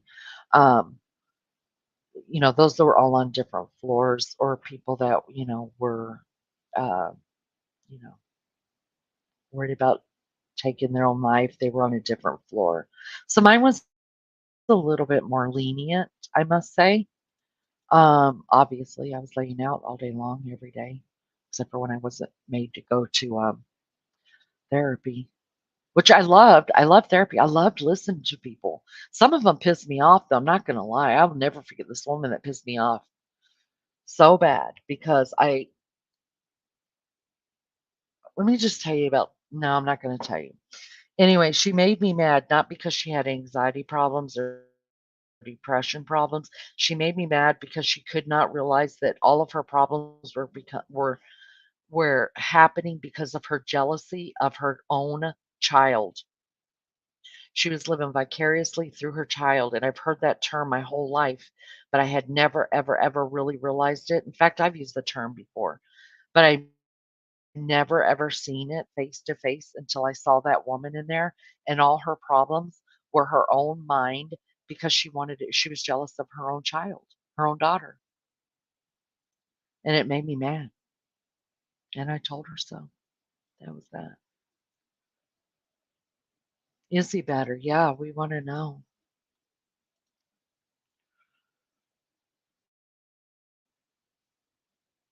A little, it's been 18 months ago. Oh, Millie Joe, give her big hugs for me. Um, that's so sad. I hate that.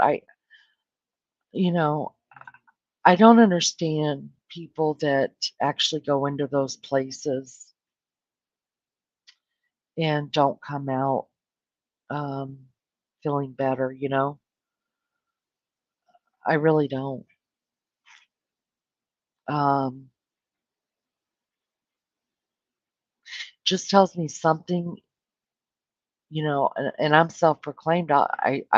You know, very honest about my stay in there and how I was in there for 10 days and didn't participate because that's just who I am. I wasn't going to talk about my problems. Um, but I listened a lot. It's not like I wasn't off in Lollyland and I wasn't paying attention. I listened, like really close listened, and I got a lot out of it. I did, understanding people and stuff. I really, really did. Um, but I'm just sad that um, she's not any better. Um, I would try to figure out, I think, um, I mean, I don't know what her diagnosis is, Melly Joe. You don't have to say, but I know there are different ways to treat, um, even ways for her to work on herself. Um, uh, Depending on the treatment, like, me going and standing in the mirror and being honest, I'm not lying. I'm not making that up, you guys. I'm not just painting a picture for you. I'm telling you the truth. I stood in the mirror and I talked to her, had a discussion, um, had to get real, you know. And then I was, so once I got that done, um, I literally had to kick myself. If I could have literally kicked myself in my own butt, I would have done it. So I did it metaphorically and I made myself go back to work. I was out of work. Now, mind you, they had just also found my thyroid problem. And I don't know if you guys know much about thyroid, but you will go literally crazy. It's a hormone. It puts off two, three hormones. And it's like watching a woman go through the change, really, really a bad change. And so that's what the doctors kept telling me was wrong. It was your thyroid. Well, first they were telling me I was just nutty and I had to get my life together. And so I tried that. That wasn't working. Then another doctor found my thyroid, put me on pills. And then once your body has taught itself how to go into a panic attack, your body will always go into a panic attack until you learn to control your body again. Because panic attacks are our body's way of releasing, right? So once you learn how to use um, the endorphins and the serotonin and all the stuff that either is in overdrive or you're not getting enough of, once you learn how to do that and what increases those when you need it and what decreases it when it's needed and how to talk to yourself, um, you can't get well. You just can't. So, um, I wish I could, I don't know. I wish I could help every person theirs with it, but all I know is what I've struggled with and what helped me. And, I could never speak on bipolar. I could never speak on schizophrenia or any other, mental health thing because that's not what I deal with. God bless you, Melly Joe. God bless you, honey. I'm glad you said what you did about feelings for your kids.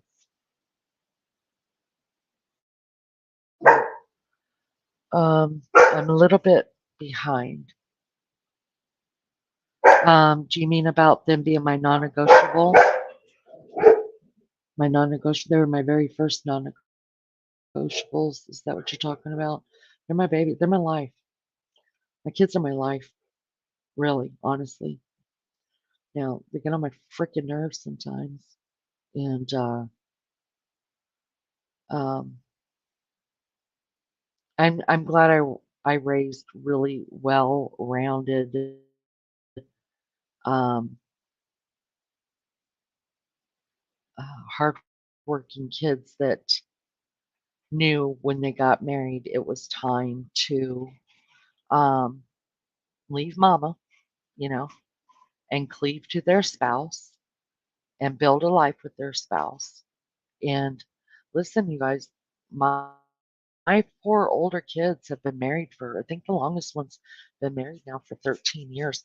Never once, never once have I ever showed up to any of their houses without being asked to come over. I've never showed up to any of their houses without being asked to come over. That's true. Um, One time at Christmas time, everybody was giving me and my sister a bunch of crap because we didn't send out invitations to our family Christmas party. That happens every year. we put it on Facebook, and the kids were all like, "Oh, so this is what it's turned out here. Now we don't get invitations and mailed and stuff like that." We didn't know it was a big deal to them. So me and my sister put on these really silly Santa Claus hats and got a bunch of bells and big bells, and we hand delivered to each one of her kids, my kids, everybody's houses, Christmas party invitations.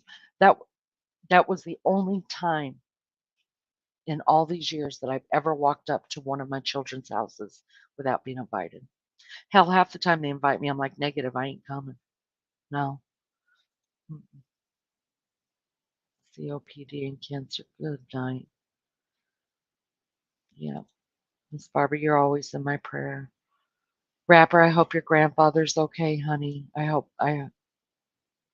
Sorry to today is still Tuesday for me. Me too. Um, I I will put him on my prayer list, honey. I hope he's doing well.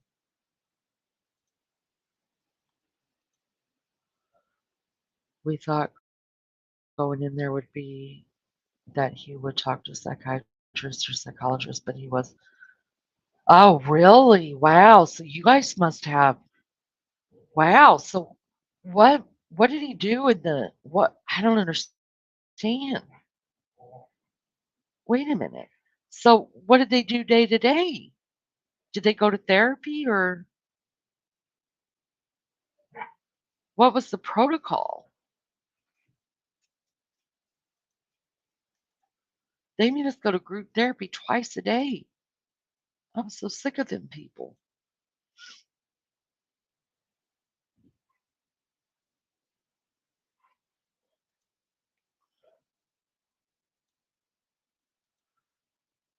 Thyroid controls about everything. Yes. And every woman in my family has it.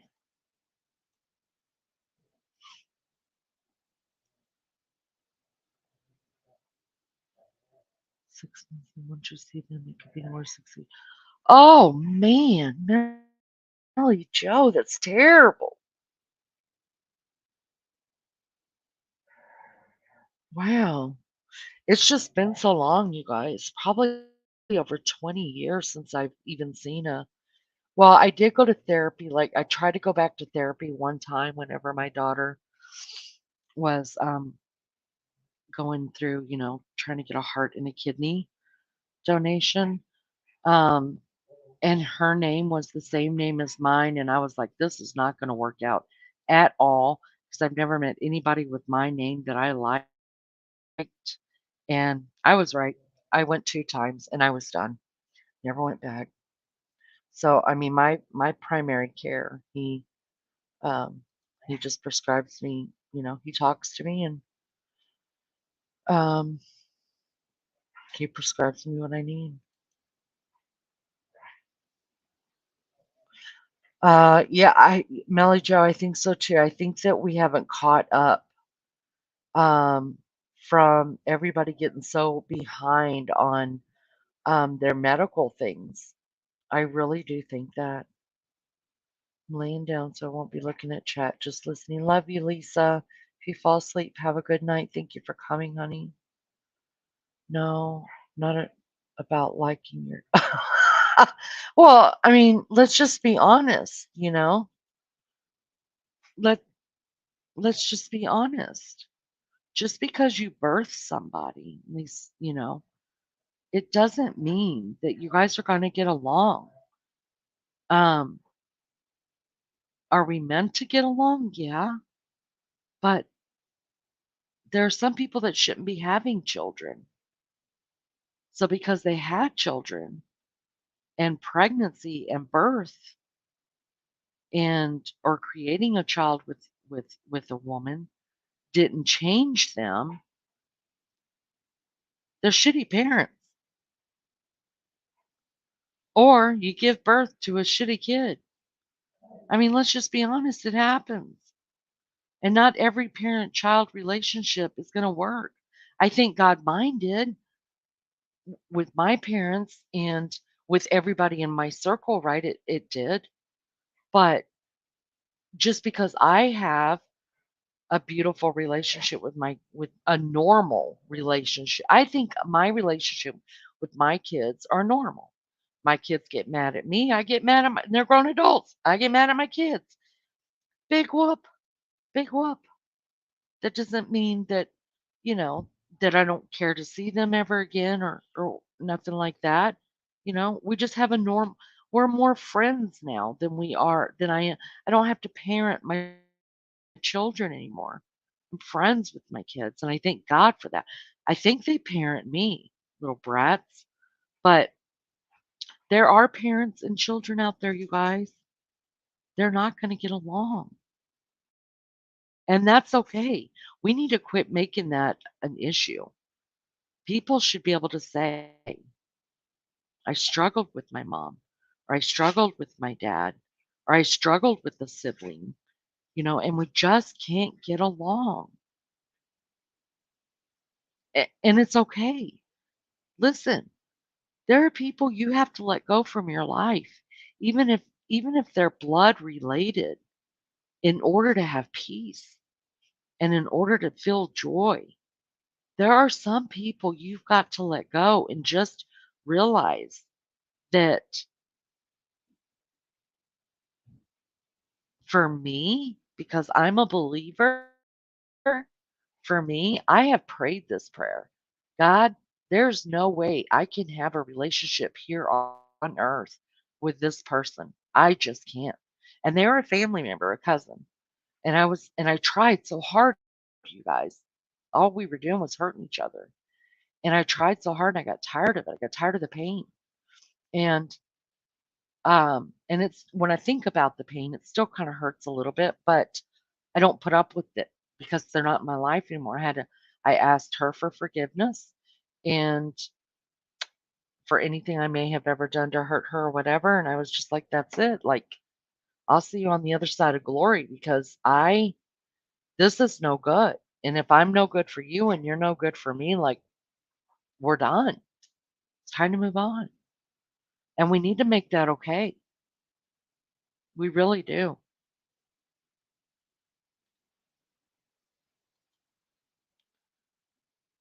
Oh, I'm so sorry, Melly Joe. That's terrible, Lainey. They had classes to go to, but normally here in Australia, you only go into hospitals to get your medication right. Wow, that's kind of crazy because medication and therapy, until you get yourself together, until you start to understand your disease or phobia or problem or whatever you want to call it, until you learn to understand that, they go hand in hand. They got to work together. It needs to be a mindset.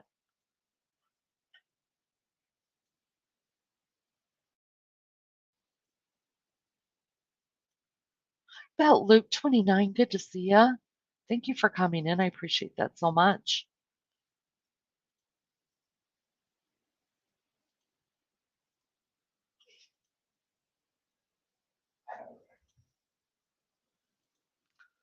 Thank you, everybody, so much for coming in.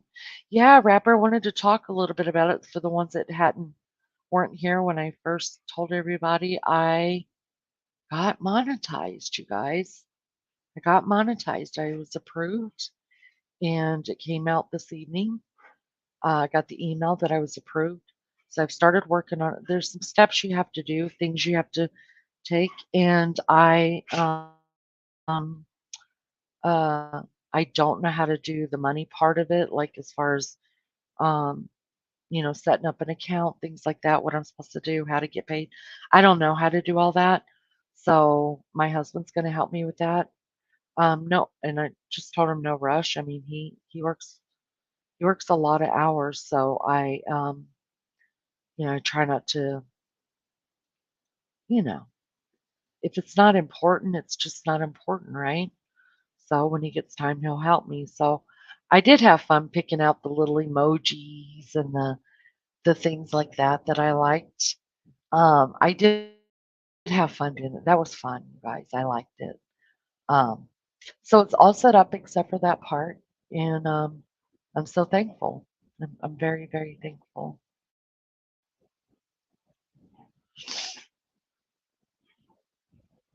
Yes, Nelly Joe, I got it. I got it. I'm so happy. Thank you guys. Thank you guys for that so much. I need to make a confession. I gave birth to a narcissistic all right, tongue, get right. Narcissistic sociopath, and I divorced myself from him about 4 years ago. I love him as my son, but he isn't a person. Listen, Miss Barbara, I hate that for you. I absolutely hate that for you. But you know what? There will be, I don't know. Look, I'm not trying to push my faith out on anybody, but I have to speak my faith, right? My faith is what's going to get me to where I need to be going. And so I'm not pushing my faith on anybody, but for me, uh, there's a scripture in the Bible, and I'm a believer. I'm a Bible thumper, and there's scripture in the Bible that talks about um, sin won't make it into heaven, right? If you're harboring ill feelings for this, your son, or any hatred or any disdain or anything like that, um, that could keep you out of heaven in according to my faith. So for me, those kind of people, yeah, and I hate it for you.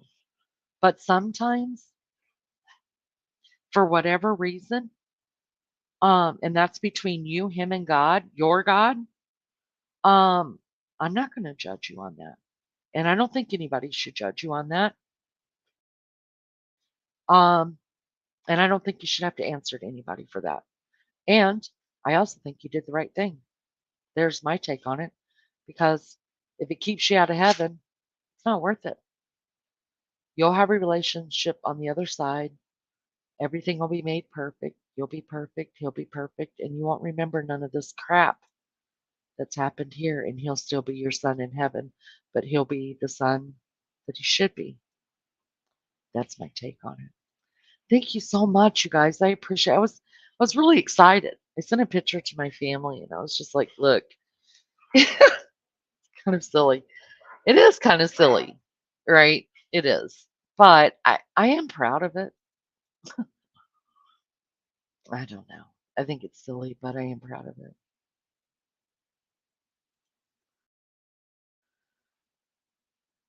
Oh, I think I got it all. I think I did all of it. I followed the steps. I watched the videos.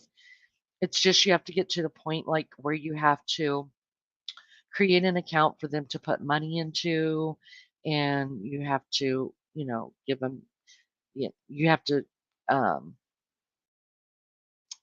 do tax because they take out taxes, right? So you have to do all your tax and I-9 and all that stuff, and that's not who I am. So I don't know how. I listen. I don't even own a debit card. I don't own a credit card. I If I don't have cash, I don't pay for something. Um,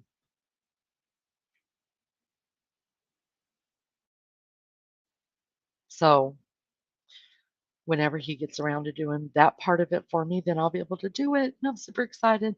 But I did tell him this. I did say, please be my first subscriber, or not subscriber, member. That's what it's called, member. So he tried tonight. He's like, I can't find it. I can't find it. And then I realized I was like, oh God, we didn't set up all you know, the I-9 and do all that yet. So, and he was going to do it. And I was like, no. I was like, you're not going to do it. You spend enough time helping me. And he has to get up for work in the morning. So, you know, uh, it'll happen. I mean, it's already happening. I just got to figure out that part. It's not easy to walk away. So proud of you. You need to get, yes. Yeah. We support you. When can I have a wrench here? Rapper, you know what? Um, you kept a big, and I haven't forgotten it, Rapper. I'm gonna tell you that right now. I've forgotten it. You kept your word to me. You told me one day you would come up on my panel and that we would talk about it and that we would let the chat decide whether you get a wrench or not. Do you remember, Rapper? Answer me, and you sure did. That's right. And you have not. never been anything. I think I've timed you out one time. Um, and and we had a good talk. I feel like I was honest with you. I feel like you were very honest with me. And I appreciated that so much because I mean, even if um there were questions I asked you that you absolutely didn't have to answer, and you were like, "No, I want to answer them." And I I appreciated that so much. And I'm going to tell you, I remember asking Chat. I said, "All right, this was my deal with Rapper." Um, you know, and even I don't know if you went back and saw any of the comments, Rapper, on the live that you and I did together. I mean, the people that commented on it were just like, "Yes, give Rapper his wrench."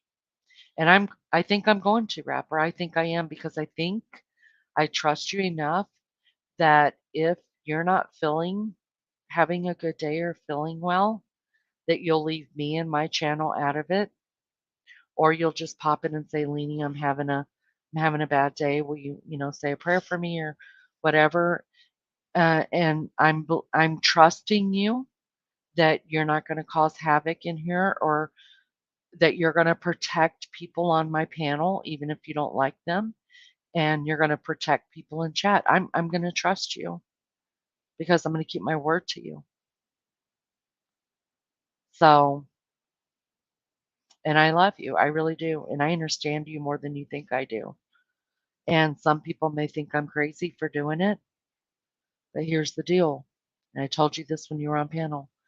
You get one chance. I'm not a one, two, three, and you're out. I'm not that girl anymore. I can't be that girl. I can't. You get a one chance. So you get one chance at a wrench. And even if you're having a bad day and you come in here and you're not handling it well and you abuse people in the chat or on the panel, then I'm going to take it away and we won't talk about it again. Deal? All right, buddy. I love you. And I'm going to go do that right now. Give me just a second. I'm going to do it because I believe in you. And I believe everybody deserves a chance. And I keep my word.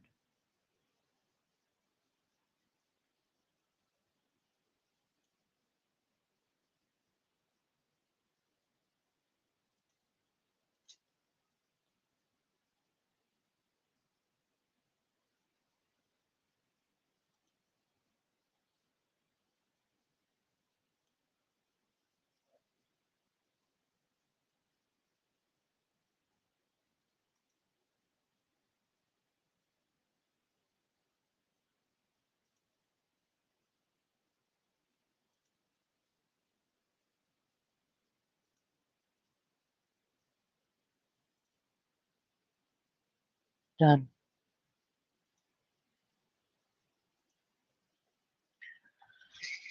There you go, Rapper.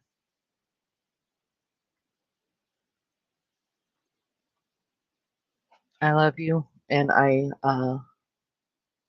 hope you know that. I really, really do. And I think you love me too. I do. Hey, Wild Angel. Oh wait, I think I missed a couple things up here from Belt Loop. Give me just a second. Let me talk to Belt Loop. Nothing wrong with taking pride in reaching a goal. Thank you for that.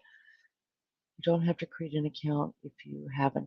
No, I don't have so I have an account with my husband, but I don't like know the account or anything. I'm serious. Like Belt Loop, I only use cash. I only use cash. I'm a I'm a cash girl. They may be able to send a check. No, I would rather just do it. Use it. I think they can put it into like a different account. Like um, I forget what it's called, but like it won't go into our checking or savings, but it'll be a different account.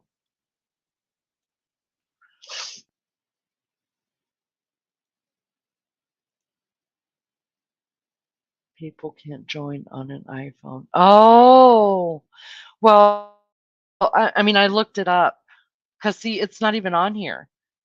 Wouldn't you be able to see it if it is it on here, you guys? Wait a minute. Hold on. Back up.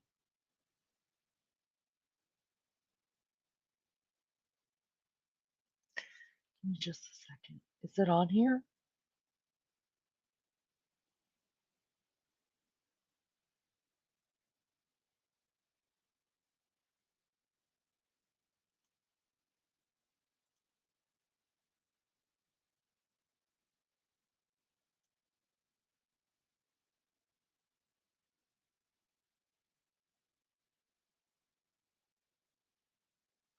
Oh, holy mess.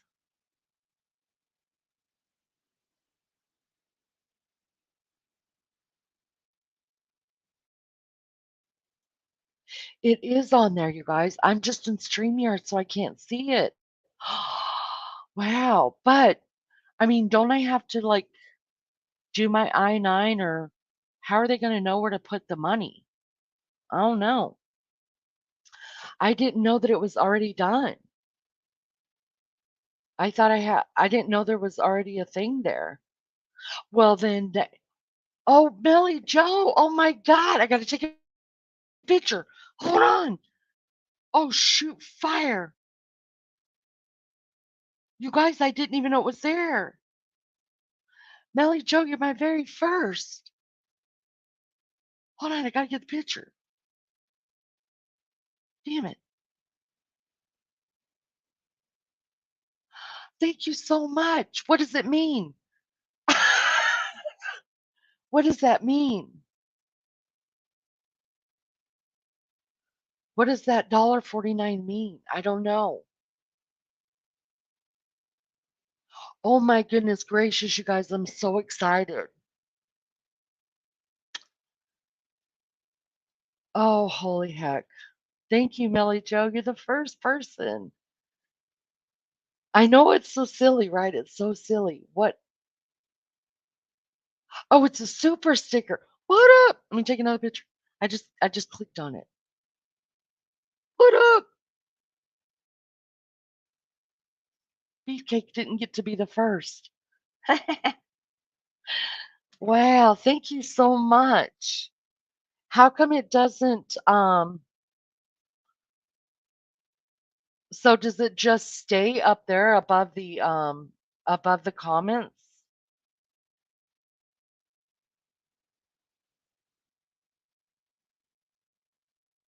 Oh, Melly Joe, that's so nice. Thank you so much.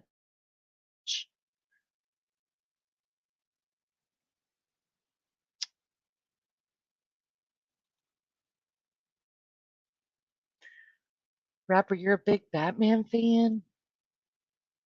He has made us miserable since he's about 15. He is 52 now. Oh my goodness. You know what? We stand by you, Miss Barbara. At least I've never known anybody that was able to join. Maybe that's what it was, because I have an iPhone too, and I went to look and I was like, oh, we didn't do the account thing. I don't know. How do you get money then? How do how do I get Melly Joe's money? Thank you, Melly. Oh my God, you guys. Ugh, that's so special to me. Thank you so much. I know you won't, rapper. I believe in you. I really do. I don't care what anybody says. I believe in you.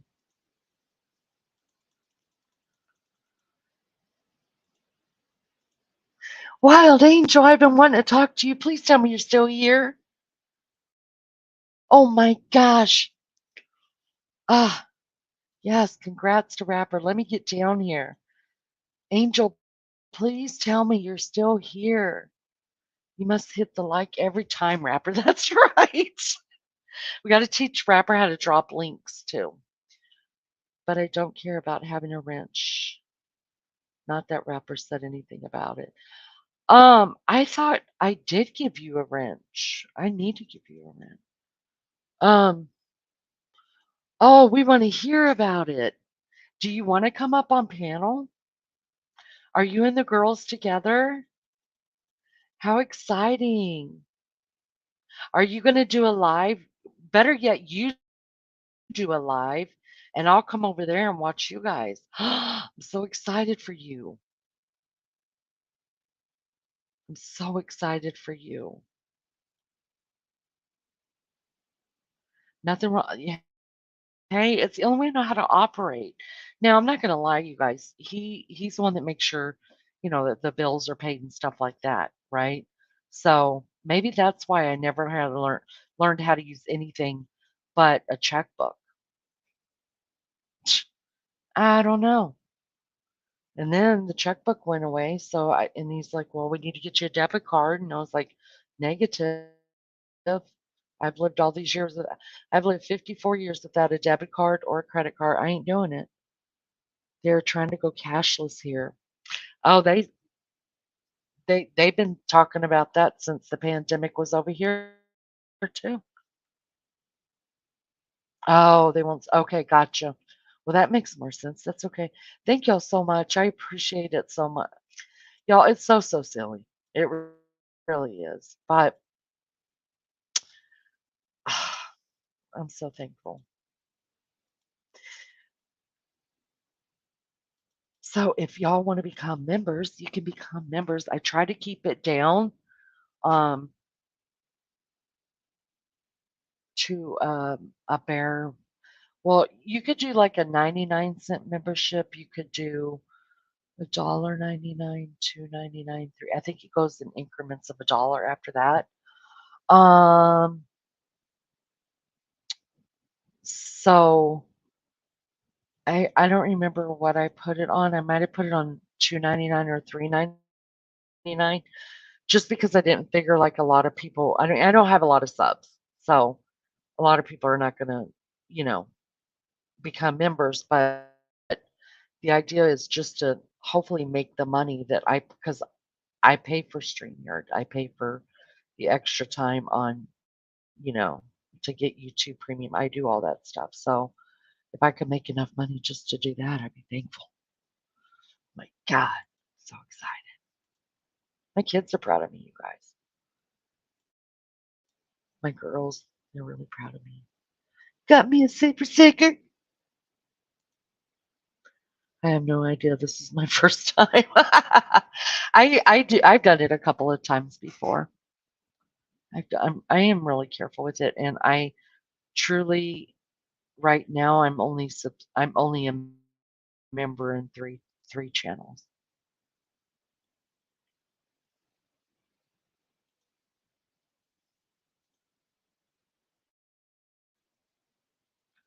You can highlight it there and leave it there as long as you like. You mean up at the top? Oh, well, we'll just leave it there. That sounds good. The lowest threshold is 100. So I was wondering what it meant about the $100. Gotcha. Hello, sweetheart. I'm so happy for you guys. Oh, how fun that's got to be. You've got to give us some kind of idea, Wild Angel, when you're going to be live, because I want to be there. And I know you're going to do some daytime live to show us some stuff about New York. And I've got one scheduled for tomorrow, but I haven't scheduled anything else. But I've got a daytime live scheduled for 1:30 our time tomorrow. Um, but if you will just let me know kind of when you're going to do it, I'll tell you what, I won't schedule another daytime live at all this week. That way, uh, you can go whenever you want to. Not that you can't, not that you can't go because I'm gone, but you know what I'm saying? I want to be in chat is what I'm saying. So I want to see what you're doing. So I'm only going to keep the daytime live for tomorrow because I promised it to some people, but I'll just go nighttime, like late at night, so I could be in your chat. I want to see. I'm super excited for you girls.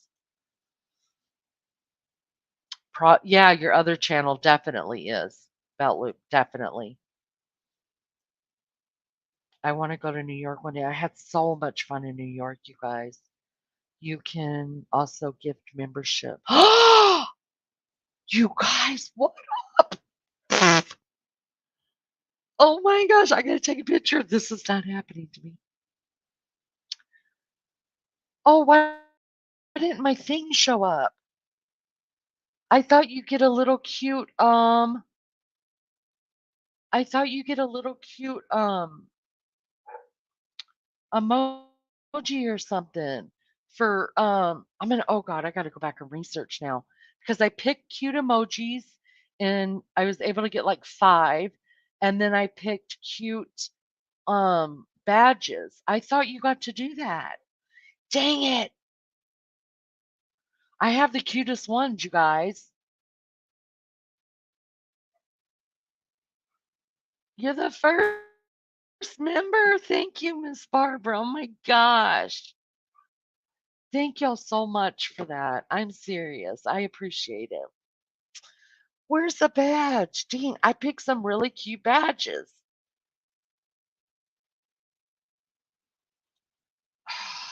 I'm gonna have to research that. I even picked a fruitcake badge, you guys. And everybody needs a fruitcake badge, especially all us ladies. Welcome to the club. Yay! Thank y'all so much. I appreciate it. Hello. Oh, Miss Rose Petal. I hope you're having a good night at work. I hope it goes by really, really, really, really, really fast. Thank you for coming in. I appreciate it. You are the first member. Well, you're the first person I ever prayed for out loud on the internet. So we both had first together right here on this channel. We made history together. I love that. Thank you so much. Oh my, you see a badge? Wait, okay, wait. I'm on StreamYard. Okay, wait. I'm gonna go back over to. Okay, so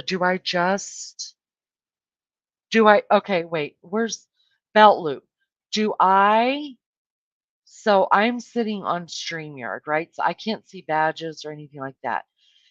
Do I mute this StreamYard and then open up um, YouTube and then be able to listen from there? How do I do that? Because if I have them both opened up, then I echo. How would I do that? Do I just minimize this?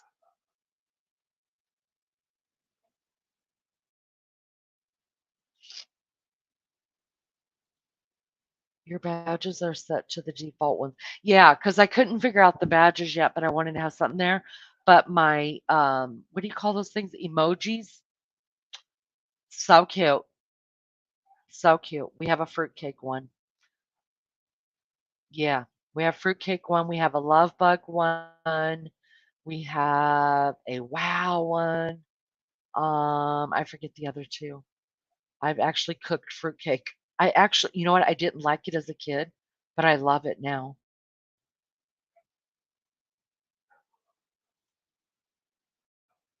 Yeah, fruitcake is so good, especially if you spread some cream cheese on it. Okay, open a new tab and then right click, select the mute tab. Okay, let me see.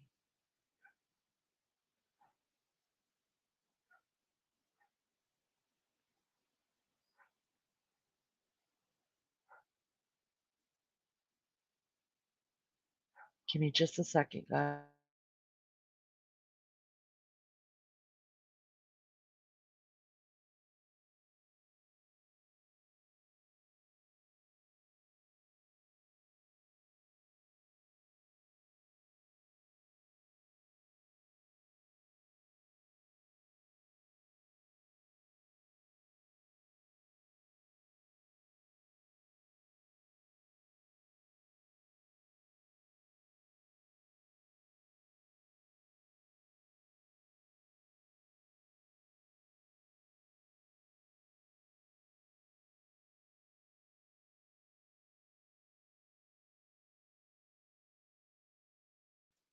All right, can you guys hear me here?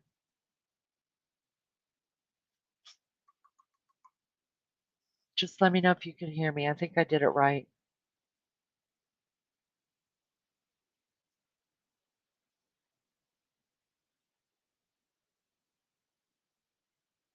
Yay, I did it right. Oh my gosh. Now I can see um this over here. Okay. Okay, yeah, I see it. Okay.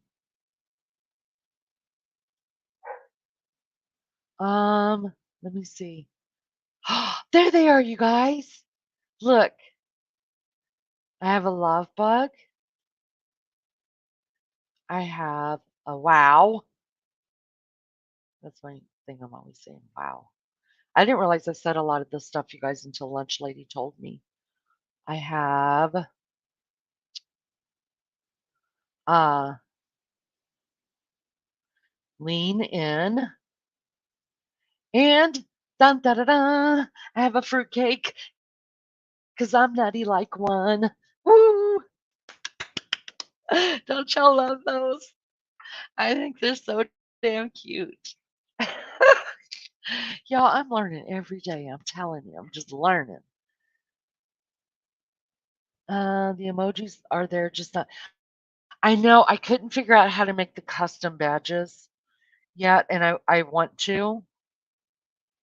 And just so you guys know that our membership is called um, Leanie's Love Bugs. So even though everybody's my love bug, to tell you the truth, but um, Miss Barbara is the first. Miss Barbara is the first real love bug because I call them Leanie's Love Bug. Hi, Miss Joyce. How are you? Good to see ya. Oh, darn. Good to see you guys. Thank you for coming in. I appreciate that so much.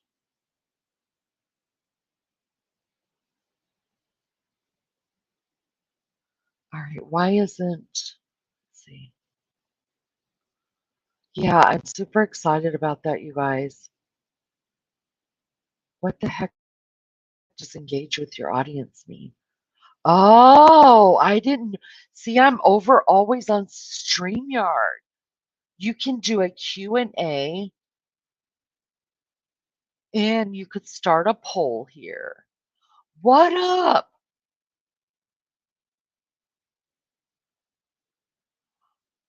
Ah, this is where I need to be streaming from. This is where I need to be at. I didn't know this was here. Uh, Rapper says, and Leni, you can also gift your subs with your memberships. Oh,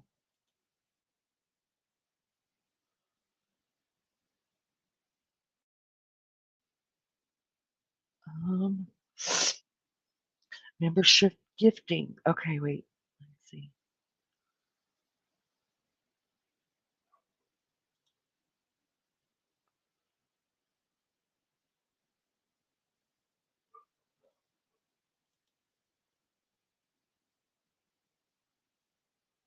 Okay, so there's 5, right? So Rose Petal got one, Joyce got one, Belt Loop, Mary Jane. Yay! There has to be one more. Oh, Melly Joe, you didn't get one. I'm sorry. Why isn't it showing Barbara Smith in why wait a minute. Wait a minute. Why isn't it showing Barbara in the in green? That will be Queen Love Bug. Thank you very much. I love that. Oh my goodness. Y'all are welcome. You're welcome. Oh, because she's a mod. But why can't she be green with the wrench? That's BS.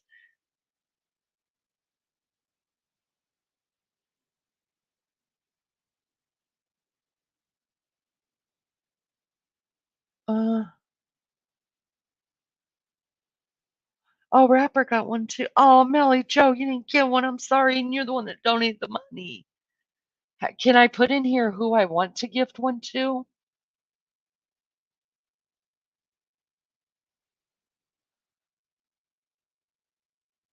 Oh, okay.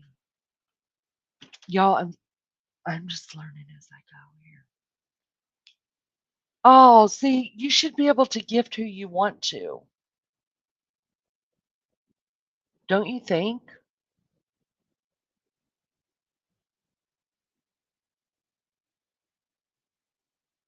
Um,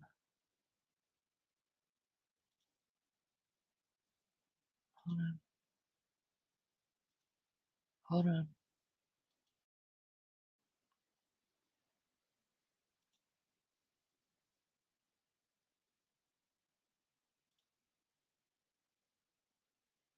How could it only let you gift 5 at a time?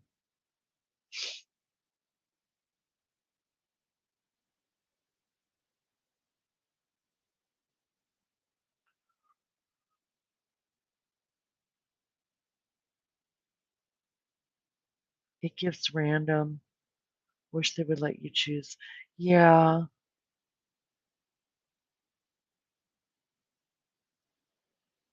Well, I'm just gonna do it. There's that. So hopefully, there, Nellie Joe, Lunch Lady, Mary Jane Doe, Heavenly Blue. Yay! Yeah, it only gives me the option to that I'm seeing right now. It only gives me the option, you guys, to do 5 increments at a time. Maybe because, oh, but only 10 a month. Okay. So that's that. That's that. I'm gift membershiped out, you guys. I'm gift membershiped out. I know there's a way that some people, if they don't have their gift memberships turned on, that it can skip them, right?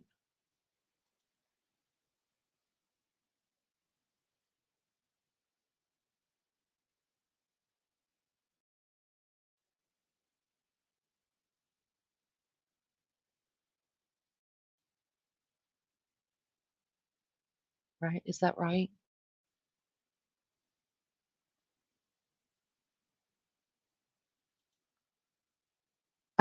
Fruitcake. Oh my goodness. Yeah, they have to put 3 gifts on to get. Oh, okay. Okay. Aren't those the cutest, you guys? Listen, I took uh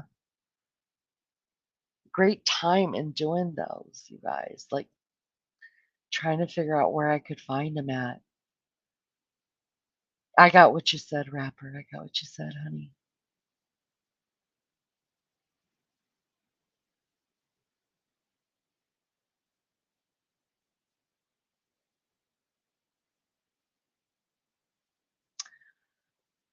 I love I think, you guys, I'm just gonna say it, I really do think that the fruitcake is my absolute favorite.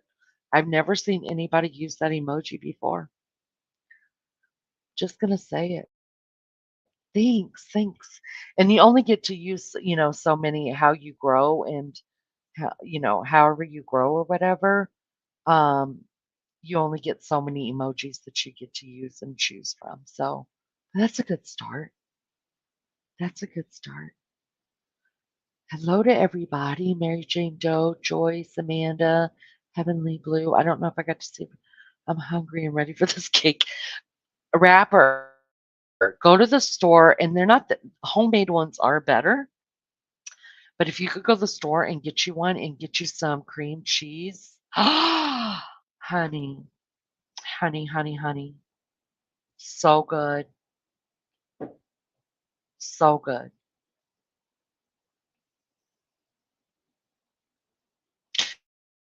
You guys, I don't know if lunch lady's even here. She has to work tomorrow.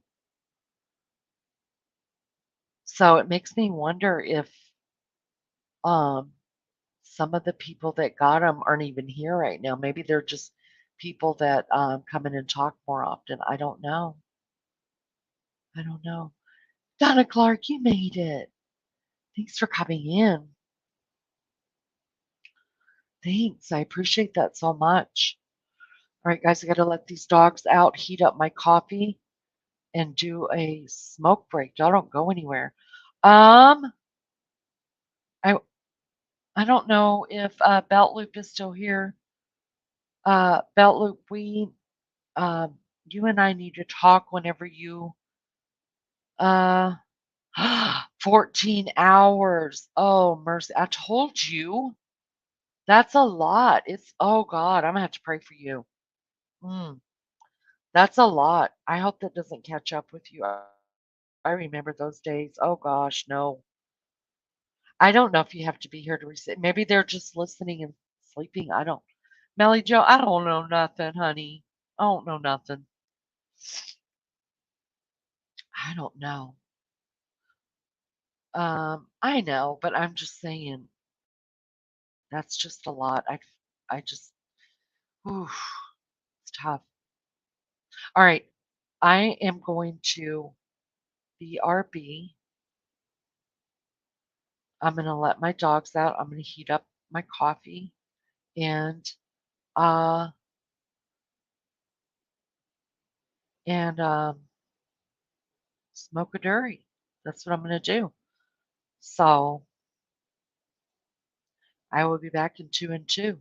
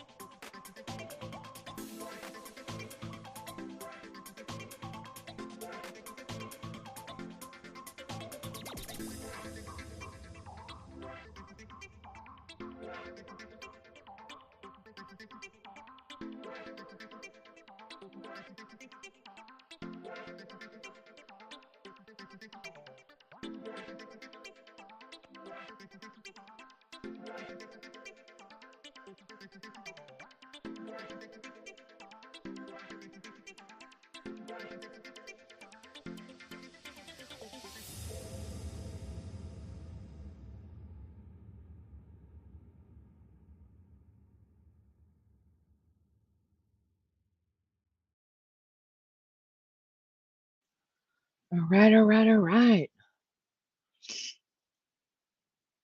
I'm back. Y'all hear me? Back over here at StreamYard. So I don't end up doing all of my giving away all my memberships, paying for all my memberships myself. Stay away from there. I did. I smoked one for you, Barbara. Did really fast, really fast.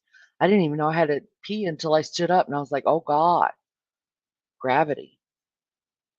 Memberships, yeah, we got monetized. We did it. Finally, it came in this evening. I'm so happy about that.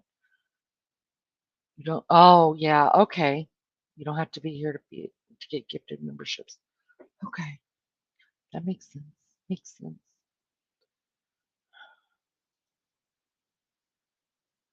Good to know. Good to know. Miss Barbara, I thank you so much. Melly Joe, I thank you both so much. It really means a lot. The support really means a lot. I'm gonna put up a new, different banner, um, and get these memberships rolling. What I am gonna do when I spent those 2 years, you guys out there in YouTube land, just paying attention to people of what I wanted for the channel, what I didn't want for the channel. What I noticed was in a couple of the channels that have memberships, there were subs that complained or members that complained that there was never any um, membership lives just for members only. And I promise I will be doing those. I mean, it's the least I could do. And we'll get into different stuff than what I normally do here. Maybe tell you stories that I don't like sharing with a lot of people. I don't know. I struggle with some things. Did that at my wedding. Everyone enjoyed the comfy atmosphere. Wait, what did I miss? Gotta go back up. Give me a minute.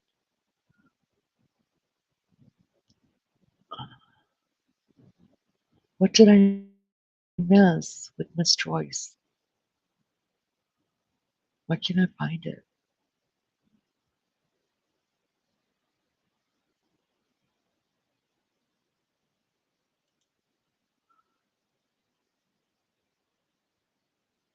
Yeah, have you ever met in person before? Um, what did I miss? Where did I miss it at? Uh,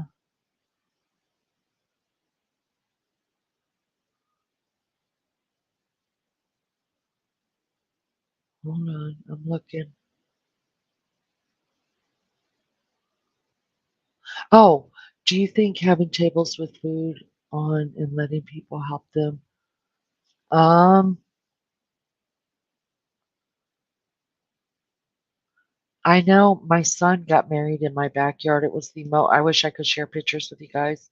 I did it all myself. I was very proud of myself. I was very stressed out and wanted to cry. I just wanted to sit down and cry in the middle of the wedding, not because my son was getting married, but because I was so freaking stressed out. And with all those people there, you would think that I would have done a better job at delegating authority and having people help me. I didn't. I did a terrible job. And that's not normally who I am. I do delegation pretty well. Um, but because it was something so personal to me and so personal to my kids that I didn't even hardly let anybody even because we did the wedding in my backyard and then they went away to go take pictures with the wedding party and then I broke down all those chairs and all that and some people helped me do that and then I had to roll in the big tables and set the tables. I had to set the groom and the bride table. I had to do all that. do kind of decorating, kind of thing. All my backyard had to be done. I had an hour and a half to do it. And I think because I was so stressed out and so it was so personal to me, and I was so worried that somebody would do something that I didn't like or that I didn't have planned, the OCD thing, I didn't ask anybody for help. But I'm telling you, once the bride and groom came back and I turned around and I looked at everything, I literally just wanted to sit on the floor and cry because I had stressed myself out so much. And we did a buffet kind of style, but it was an outdoor wedding. And me, of course, and my sister and my best friend served, they just came through the buffet line and we served them whatever they wanted off the buffet. And it worked out really, really well. And people could come back and for seconds if they wanted to or whatever. It worked out really well, but it's different when it's a backyard wedding, I think. Um, if, I mean, people probably have already answered you. I just wanted to put my 2 cents in there. But, oh god, it was absolutely the most beautiful wedding, the most beautiful wedding.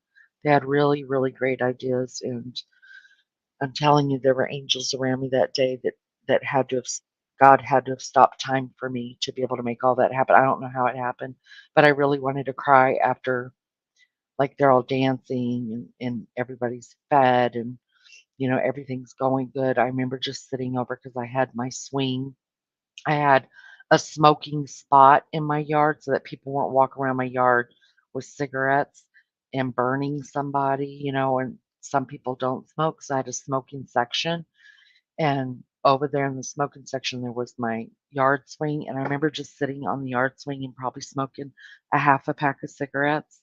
And um, I had to decompress. It probably, seriously, it was bad. I was so stressed out. Oh, hello, Stinky. Welcome in. Good to see ya. Thanks for coming. Hit the like, you guys, if you don't mind. There are a lot of meetups amongst YouTubers. Yeah, it reminds me of the old AOL days. There used to be a lot of meetups. But for me, it's scary, just because today's world, I think I've met one or two, maybe three, four people, just a handful that I would consider. You guys, I'm not going to tell you who, but today was the first time ever since I've been on here um, that I've ever talked to someone live on, FaceTime. I'm not going to say who because she may not want people knowing, but I was just like, we've been talking for a long time, and I really, really trust her, and um, she trusts me, and it was fun. We talked for about 2 hours, but I just don't see myself doing that with a lot of people. It just is worrisome. Did they have a sign for you waiting? Oh, that would have been fun. We have one yearly near Houston. You're not scared about Loop? You're not worried about the crazies out there? I'm worried, but probably because I didn't start off in like, y'all's community. I started off in Krama, and oh my God, they're hateful people. They're so hateful. And they go real life and they really do try to harm people's lives, their jobs, their livelihoods, um and I have to protect my family. If it was just me, if I was single and I didn't have kids and stuff like that, I'd be all out there. But yeah. Um, oh, you're welcome, Mary Jane Doe. I'm happy you got one. And Rapper got a wrench, you guys. Rapper got a wrench. We kept our word to each other, and he got a wrench. I figured it doing it this way, they can get the food they like. I don't see nothing personally wrong with it, but you know what? I'm very low maintenance.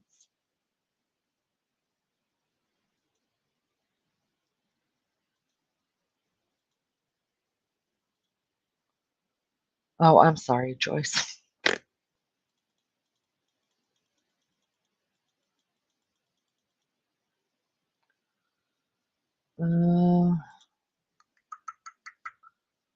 Thank you, Teresa, so much. Thank you. I know it's kind of silly. I'm probably going to say it for a while. I know it's silly, but I'm really proud of it. I am. I mean, who'd have thought, I gave myself 6 months. And then my son, my oldest son, was like, Mom, I've watched people, for a year and they didn't have 1,000 subs. And I was like, well, you don't need 1,000. You need 500 now. And he's like, yeah, but 6 months, because I gave myself 6 months. And I was like, well, if you build it, they'll come. And hopefully they stay. And so I know it's kind of silly, but I don't know. 2 Morbids last night. Yeah, absolutely.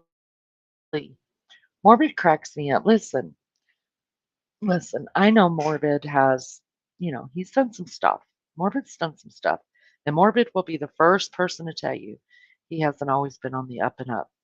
But I like honest people. Even if they've done some really crappy stuff, to own your shit, it means a lot to me. It really does. It speaks volumes to me. And the other thing is, I don't judge anybody on the past. I don't.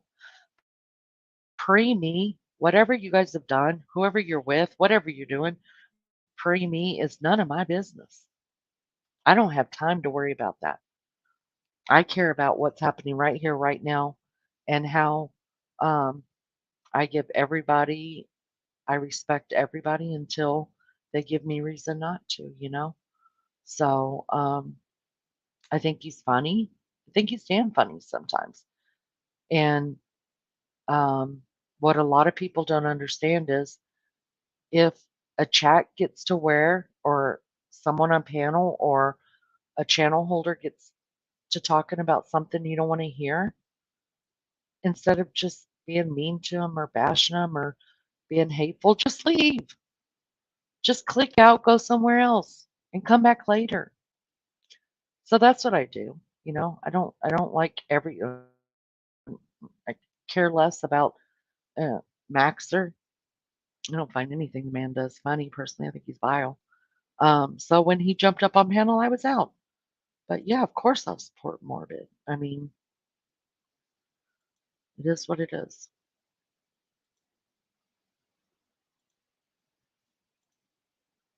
I appreciate the invite.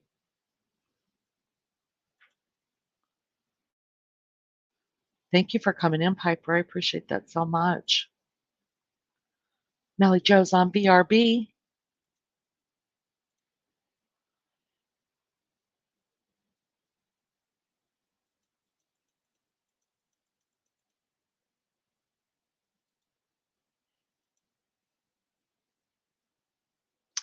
Bella, I'm going to go ahead and, because I don't ever know which name you're going to be on, and you kind of don't either. I'm going to make the belt loop one a mod as well, just because in case you're on a certain name, and I need you to help me with something pretty quickly, then I want you to be able to help me. That sounds so rude, don't it? Didn't that just sound like I was using the hell out of you? Okay. Um, I am when it comes to the wrench, I guess. Um, but you know what I mean. I enjoy you and I think you enjoy being over here, but you've been such a great help to me that um I don't think you mind me asking you to hold wrenches so that you can help me. Maybe you don't want a wrench because I'm not going to lie to you guys. I don't care. I've never used a wrench in anybody's chat and I probably never will. I probably never will. There's enough people there that are doing it. Um, I'm a couple wrenches I've turned down because I knew I wasn't going to stick around very long. There's no reason for me to keep it. Um, but so I don't, my good friends or whatever, people that I really, really care about, like absolutely I'll mod for them. But and if I can do anything to help. So yeah, I'm gonna make Belt Loop give him a wrench too because well, I love him and he helps me.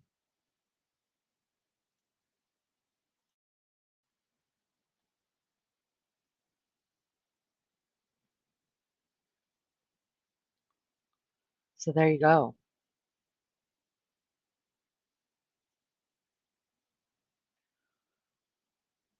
Thank you so much. Thank you. I appreciate that.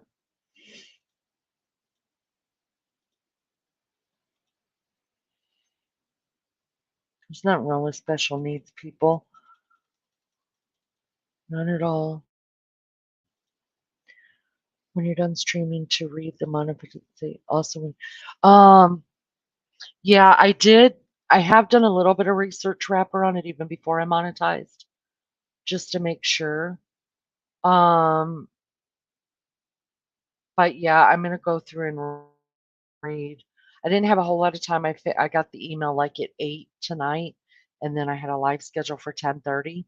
So, oh my God, I've been on here for almost 4 hours. Who knew? Time flies. But yeah, I need to really, really get in and read them. You're right.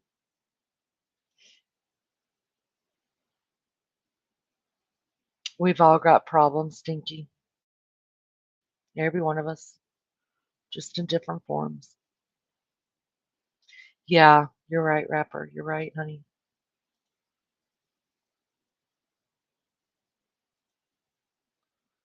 Stop a minute. You have a good night too, Piper. Thank you for coming in. Thank you so much. I appreciate you. Yeah, you do speak pretty well, Stinky. That's the truth.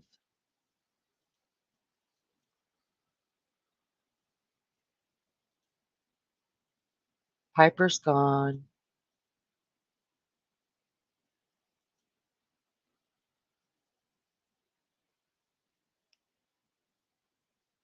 Wait, I don't understand why wait a minute.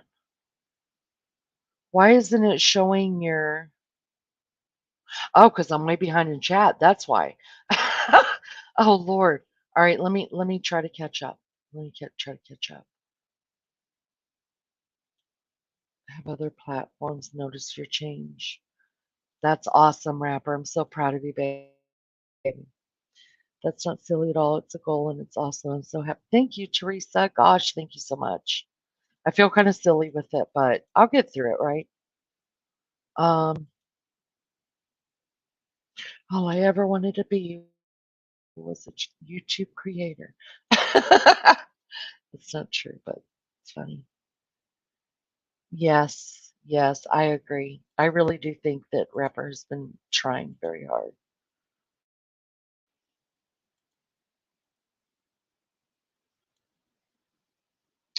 We're having one roaster full of, oh, pulled pork. It's my favorite. One full of chicken dressing, one of ham, two types of potatoes, relish trays, buns, cake. Girl, I'm coming to that wedding. You ain't forget nothing of me. Shoot. Phew, that sounds delicious.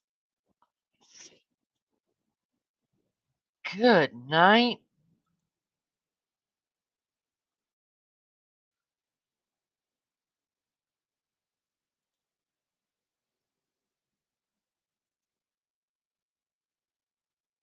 Gravy for your chicken and dressing. Freeside, how are you? It's good to see you, Freeside. Freeside, are you subbed up here? I think one time you told me you had subbed up here. If you have, thank you. If you haven't, will you? Can you guys hit the like for me too? I appreciate it so much. Yeah, I don't like trolling here. Oh, and you got mints too. Oh my gosh, I'm hungry now. Just like my name in blue.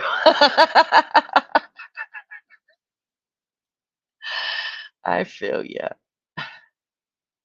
Well, you're in green right now. Green is my favorite color. My absolute favorite color. I've always loved green. Do you need mixed nuts? I don't know. All I know is I need some of that pork. Pork and some of that dressing. Oh gosh.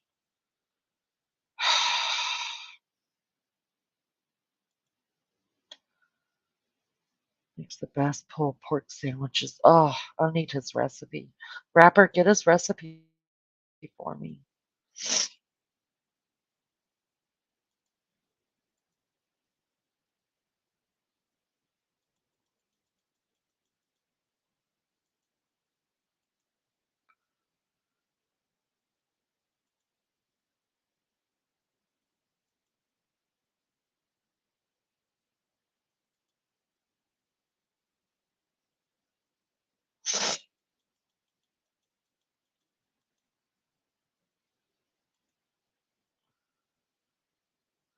Belt Loop, do you want them to have a link? I can, we can drop it. Roast chicken gravy rolls, yummy. Oh, gosh.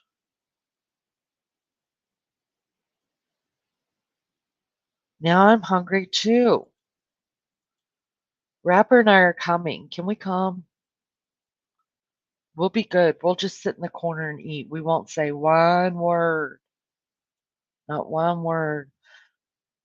Um, I don't think you need mixed nuts. I don't. But I'm not a mixed nuts person, so I'm probably the wrong person to ask. Southern barbecue sauce. Oh, holy hell. Y'all, my favorite ever, hands down, is pulled pork. Favorite, hands down. I could eat pulled pork every day, and it doesn't even have to be on bread. I would just eat it. I love it. What does that mean, Melly Joe? I don't know.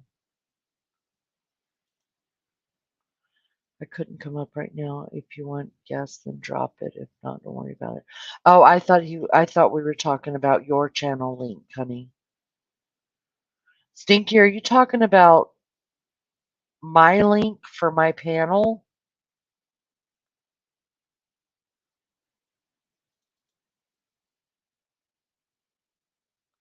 There's Belt Loop's link for his channel. If you guys haven't subbed up to him, please do.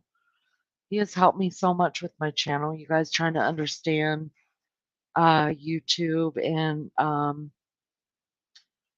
and StreamYard. He's the one that taught me how to share my screen, and that's a really, really big deal to me. Because I could sit here and read all day, but unless you can see it, it just makes it more, I don't know, entertaining if you could see the visual. Uh, I will tell you guys, I am, so tomorrow I'm just doing open panel. I'm having a daytime live tomorrow. We're doing open panel and just a, you know, whatever chat wants to talk about. And then this week, um, either Wednesday or Thursday, I will be doing a live on a serial killer that um, it's already been solved. Um, but the house that he um, murdered his victims at, it um, actually was in the town over from where I used to live. And I had forgotten about it until my sister that I saw on Saturday, she said, "Did you know there was a serial killer that lived right next to you?" And I was like, "Why, yes, I did. I forgot all about that." Um, anyways, the house is still there. The house has been sold. It's still there. And I will tell you more about it I'm going to schedule it for Wednesday or Thursday. And I'll tell you more about it then, and I'll be able to pull up because of Belt Loop. I will be able to pull up some of the news things on it. Um, it's really sad, you guys. He didn't even, let me just tell you this, you guys. He did not even bury the bodies. Can you believe that? He owned three, no, I'm sorry, 4 lots of property. So it was 4, I don't remember how big the property is, but he murdered his victims and then he just threw them out in the woods on his property. How they lived with that smell, I don't know, but we're going to find out. So I'm going to be working on that.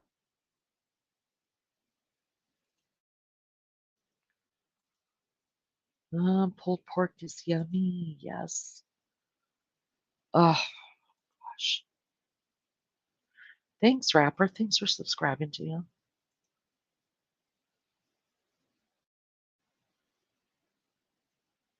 Oh, okay.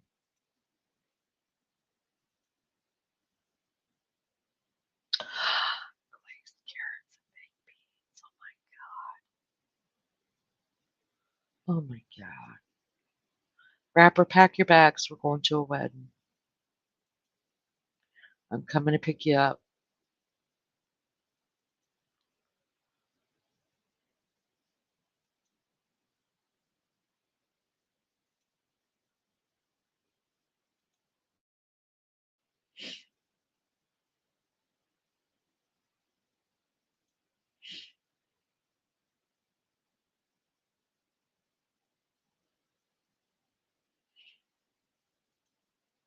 Not too much longer. Rapper, we're only going for the food, honey.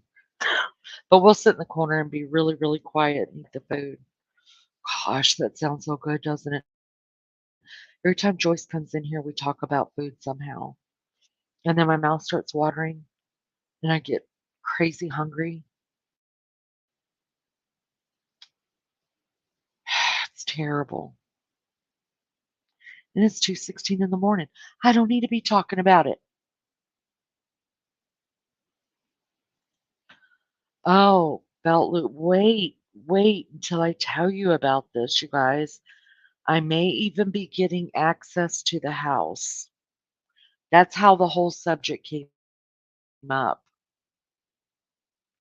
because the owners of the house who own the house now, I'll just have to tell you about it all then. But I may be getting an interview with him and him walking me. I've got my I've got the person who he just gave a walkthrough of the house, who's a friend of my sister, and told her the whole story of him and the bodies and everything else. They were just back out last year looking for bodies in the wooded area last year because there was another bone that was found. But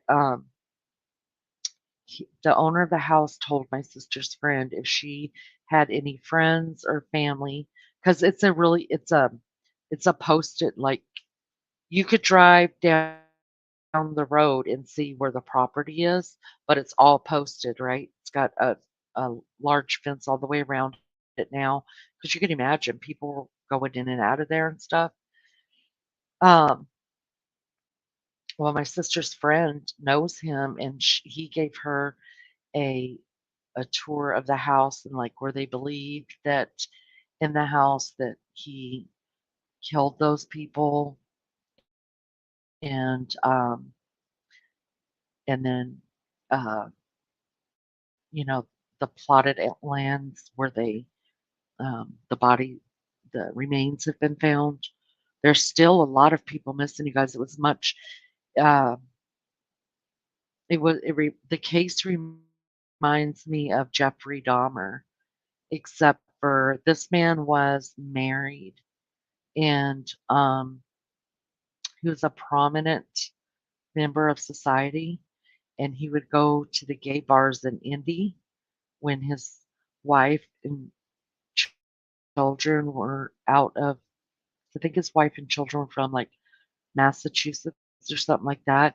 And when they would go like up to see family up there, that's when this guy would hit, the gay bars here and pick up, his victims and take them back to his house. So, yeah. So my sister's gonna talk to her friend who's gonna talk to the owners of the house now. I'm gonna talk about the case beforehand, but if he gives me, if he lets me, I'm gonna go. I wanna go there and interview him and then just do a live, um, about that, you know? I think it'll be really cool.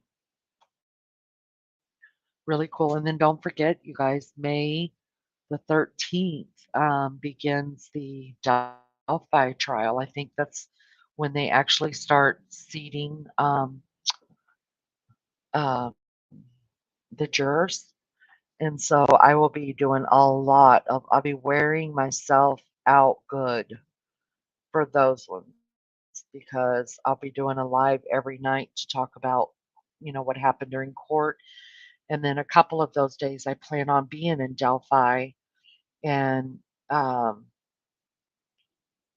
getting some footage of people that are there, maybe some of the media people that are gonna be there, and then talk to some of the townspeople about what all's going on in their town while that crazy case is happening. So, it's gonna be busy. It's good man. I'm looking forward to it just because I want it to be done. I want it to be over with.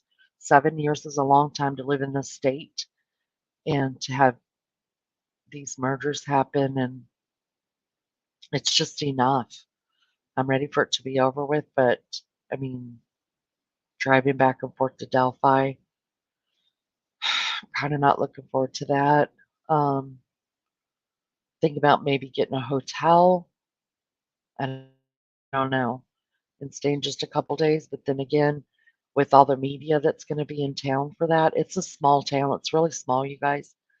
Um, there's probably not any hotels even to be gotten right now, so it's probably going to be just for the best. I only live like an hour and 40 minutes from Delphi, so I just may have to make the drive. We'll see. I'll bet, Joyce. Just I hope you find time to relax and enjoy it. She didn't. I don't think she mentioned it. I mean, listen, it's not for everybody, Miss Barbara. I mean, I think I've told her I hate her music. I don't like slam jam funkomatic at all.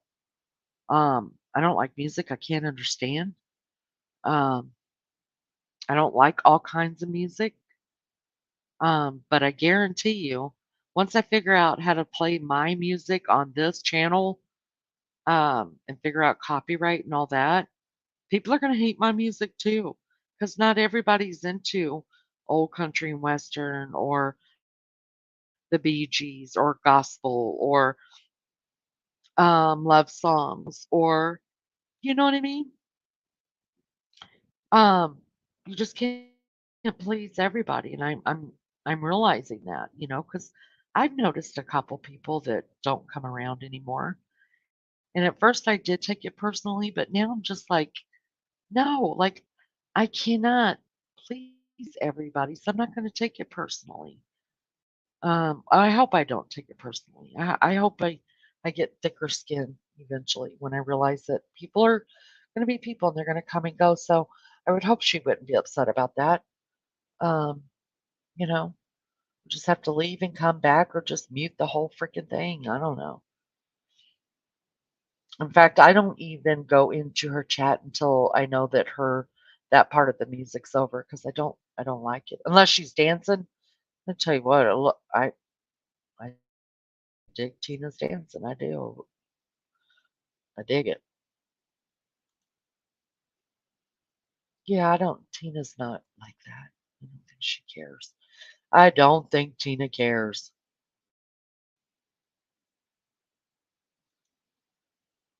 So, yeah, a lot like John Wayne Gacy. Mhm. Well, the reason I wanna cover it too is because, first of all, it's right here next to me, right?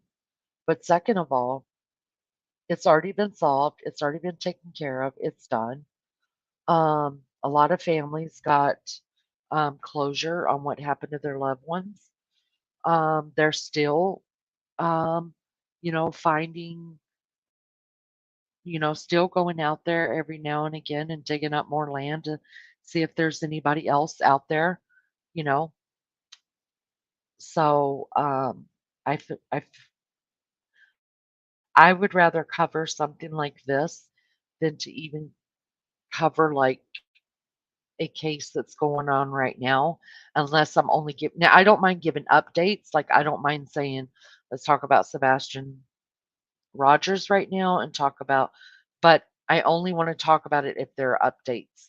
You know what I mean? Like I don't want to make a channel on it. I don't want to make I don't want to sit and say, well, maybe this happened and maybe that happened. What do you guys think about? I don't want to do that. Give me the facts. Here's the facts. This is what the news is saying. This is what the family's saying. This is it right here. And that's all we got, people. Good night. You know what I mean? I don't want to come on here night after night just talking about people and cases and stuff like that when there's nothing. We've already heard it all. Now all we're doing is exploiting in in my book. Now, I'm not the end all be all. You guys may not feel that way and you don't have to feel that way. But for me, if I don't have nothing new to bring to the table and I'm just sitting here making guesses of what I think happened and what could have happened and what did happen and blah blah blah, blah and all the stuff, to me, if that was my child, no, no, no, no, no, no, just report on the facts and then get off it. They can't play regular music. YouTube will strike the channel. Yeah, that's true. Now there is some user like music. Some of the older music, and y'all, I love some of the older music. I grew up on that stuff, y'all. My mama was playing music all the time. Um, a lot of those are not copyrighted, so you can play those. Um, and listen, I'm not above going and getting karaoke music. You know what I mean? And just playing the musical part of itself without the person singing it, because I could sing it my damn self. It won't sound good, but I'll sing it. If more people sang, we'd be happier. I sure hope not. I'm a cranky. We're fruitcakes, Barbara. I am cranky. I don't say cranky. I say I'm just a pissed off middle aged woman. That's the truth. It is the truth. It's almost never personal. It's not. Tina's got really, really thick skin too. Really. Lean in. You like it, rapper. You like it. People often go to live streams to network. Yeah, they do. My problem is um I can honestly say this belt loop. I don't really do that much. I did in the beginning, like when I first started my channel, but now I don't even ask to drop my link. And sometimes I think I was the last time I was in your chat, I think you told me 3 or 4 times drop my link. I think I dropped it one time. Um, just because really I'm there, like I'm being entertained, you know. Um, I went to there's a couple channels I can just only handle popping into and saying hi, but one guy was having a bad day that my normal pop-in channel hit the like, say hello, wish him well, and then I jump out. He's having a bad day, asked me to come on panel. I did. And he told me to drop my I didn't drop it because that's not what I was there for, you know. But you do have to network sometimes, you know. But for me, it's just hard because there's so much I just can't listen to some things. You know what I'm saying? And then I forget I'm having fun in chat that I forget to do it.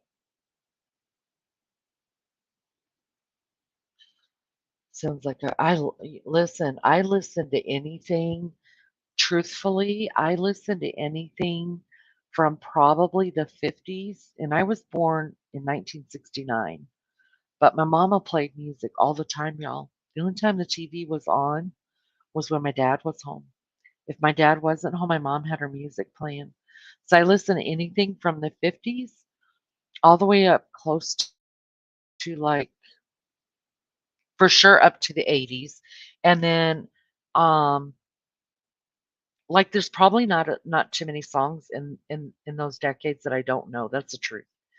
The 90s and 2000s, maybe some songs, and then I don't know. But I love my favorite all-time favorite music besides gospel hymns. I'm not talking about gospel music, or I'm not talking about I should say Christian music of today. I'm not into a lot of that stuff. But hymnals, oh, my heart be still. Brings me right back to my childhood.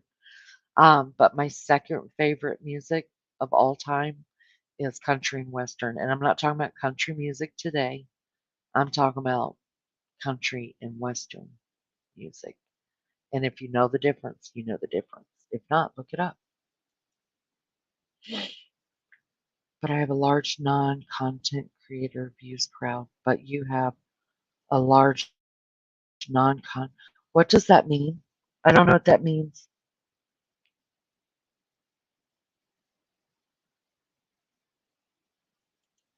Tell me what that means.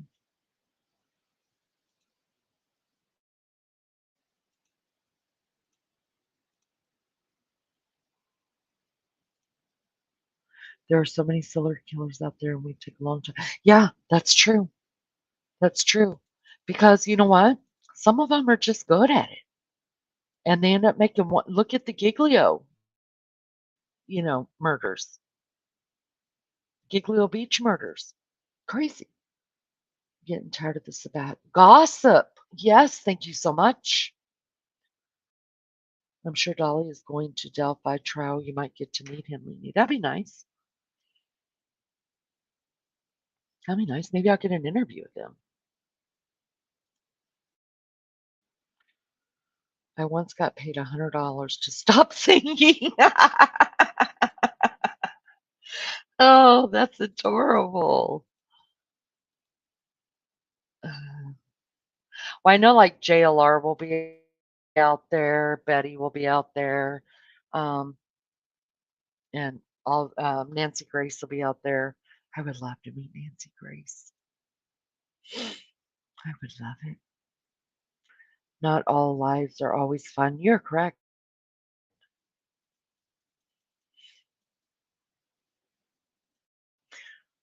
70s are your favorite. I love the 70s too. I love them all. I really, really do.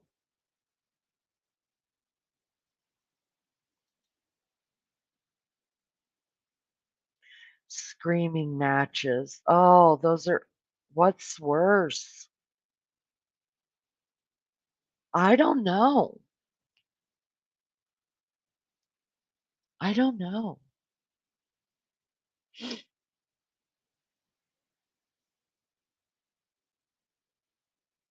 The screaming matches are so hard. It's just loud and so much noise, and nobody's listening. Let's just listen. Can we just listen? I'm into the case, but gotten tired of the hours of everyone's theories. Yeah, I don't want to hear I just want to hear facts. That's it. Like if something new comes out, then please let me know about that. I want to know too, you know. But I don't want to hear about people's theories of what happened. None of us know. We don't know.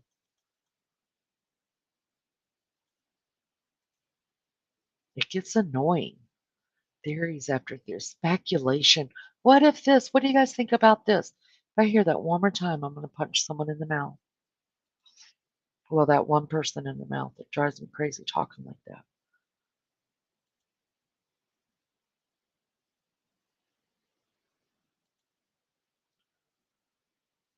I was born the year you graduated. 69 was a good year.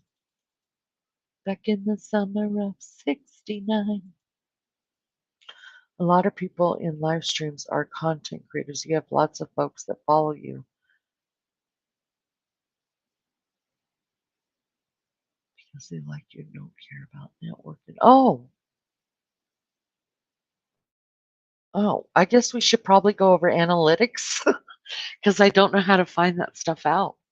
That's nice, right? You have a lot of folks that follow you and that are here because they like you and don't care about networking. That's good, right? Is that good? I think that's good. I don't know how to find out that information. I know it's on analytics somewhere, but I don't know how to read the I don't understand all of the analytic thing. I Donna Clark, when I first came to YouTube and I saw him with this hat kicked over to the side and I didn't stick around long enough to watch him, right? I was like, who is this? Why is this? And and what's going on? Is he just I don't know what's happening here. And I got off it, right? And then I got really, really into Twitter, like so into Twitter, right? Until I realized that all Twitter was everything was the same as every other platform. It was just people's opinions and thoughts and um, theories and all that, right? Then I ended up finding JLR on there. And I'm telling you, when he covered the Cavalcanti prison escape, I was all about JLR. After that, I understood him. It took me a while to understand him. But once I just um, gave him time, and really listened to what he had to say, and then did my own. I know he's done some stuff in his past. I researched it. I saw it on certain things. I was like, wait, what? And then I had to go research it. But here's my deal: people change. People do, and I feel like he's doing good work. Um, and he covers a bunch of different things, and he kind of sees things through. And I like that he asks the hard questions, like if he's in in some kind of case in the public. I do like that. So whatever he's done in the past, he has the right to try to mend his life and make something of himself. And that's the way that I went into it thinking after I found all that out about what had happened with him and what he'd done. And that was before me. You know what I mean? So like I said before, I hold people accountable for what they do since I've known them. I think that's only fair. People can change. But I will tell you this, I only give you one chance. I'm not into two and three chances. You got one, that's it. I do like to laugh. I think I told you guys, I know I've told you guys, I just don't know who's heard it, but I did find Dolly's. I went into his a couple of times, maybe two, three times. But y'all were doing Turtle Island, and I could not freaking figure it out. I didn't know what was going on. I had no clue what was going on. And I couldn't get into it. I didn't even know he did true crime. When I went over there to his, he was doing Turtle Island. I was like, what the heck? People are getting kicked on and kicked off and kept safe. And I was like, oh God, I got no time for this. And I left and I never went back. People's theories are they are so ridiculous. I would be happy if you would go over Anna. Yes, I would love that. But there are easy, really, really. Daniela Cavalcante. Yeah, that was so good, wasn't it, Rapper? I was in Georgia on vacation when all that was going down. So the good news is I got my parents hooked on YouTube up there because I put it on the big screen for them, and I showed them you can just sit there and watch whatever you want to watch. So every morning we'd get up and watch that together. You're a year younger than my sweet daughter. Oh, well, there we go. I like JLR too. I do. I do. I think he works hard. He was assaulted today at Karen Reed Court. Uh-uh.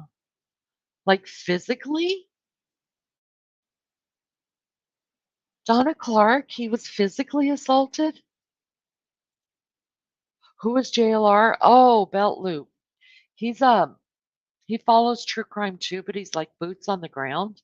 He actually goes places and, like, he covered the border wall like nobody's business down there in Texas when, we were having all that stuff a couple months back. He actually goes to places like he's been where Sebastian Rogers, um, went missing. He's gone to these really high profile and low profile, cases and covered them out there, boots on the ground, trying to get, people to talk to him.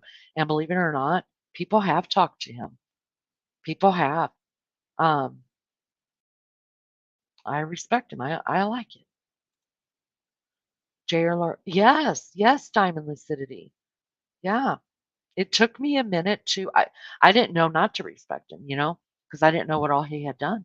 But once I gave him the time and really listened to how what he was doing, I was like, "Okay, I can get down with this." Like, yeah. I hope he's okay too. What happened? I followed JLR for yeah, he was good at it. He was real good at it. And I really like how he goes to the courthouses and he rattles people, the the attorneys, he rattles uh the accused. He, you know, one thing I like that he says is that like he gets angry with the mainstream media because they'll be outside of like a courthouse or whatever and they're all quiet. They're not yelling any questions. You know what I mean? They're not asking any hard questions. They're just getting video footage. And you got to get out there. You got to get in the business, right? And so I like it. So he got, oh man, I'm going to have to look at it. He has a new girlfriend, has changed. Her name is, what's her name? Didn't she cover, was she at Delphi? Yes, she was in Delphi. Uh, wasn't it Delphi?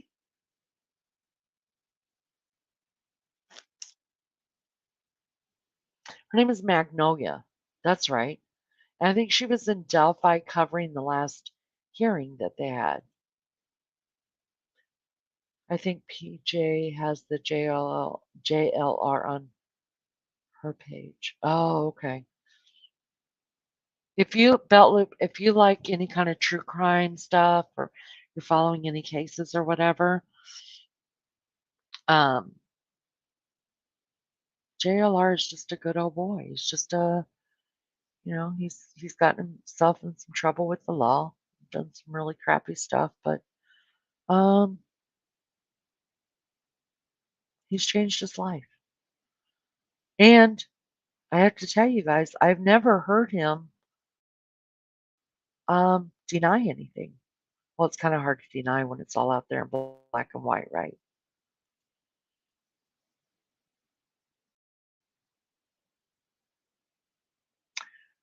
Turtle Boy followers. Oh, wow. Oh, wow. They're the ones. Those are some crazy people. Yeah, Magnolia. That's what I thought. Yeah. Did you see JLR show? His Easter basket's mom got him. He was so serious, but it was funny and sweet. It is because he means that from his whole heart, right? He really does, and he is touched by stuff like that. And he doesn't care that people are making fun of him. He knows he's being made fun of, but that doesn't stop his passion. I don't watch news but find crime interesting. I understand. Um, yeah, and there are a few people that go boots off the ground that just catch them flights or jump in them cars to go and give us real footage, real time. Um, Listen, they're worth their weight in gold. Serious. Serious. They are. They really are. Did you see June? Yeah, it was so sweet. It really was. It really was. All right, y'all. I have been on here for 4 hours. 4 hours. So I'm gonna shut this down. I'm going live again today at 1:30, doing a daytime live. 1:30. If you guys want to join, that's Eastern Standard Time, my time. If you guys want to join me, if you're around. Um, and tomorrow we're going to announce the name of the new backup channel. So we'll do that. So if you have not made any, if you've not voted on one of the names, then go over there to my community page and vote on one of the names, if you will. Please hit the like on your way out. Thanks for hanging out with me. Please, if you haven't subscribed, please consider being a subscriber. I would appreciate it so much, all y'all up in the bushes. And if you care to be a member, I would welcome you to the Nini's Love Bug crew. We'd love that too. Even though you're all my love bugs, I love you so much. Um, and I will see you guys tomorrow night. Thank y'all so much. Sweet dreams, y'all. Good night.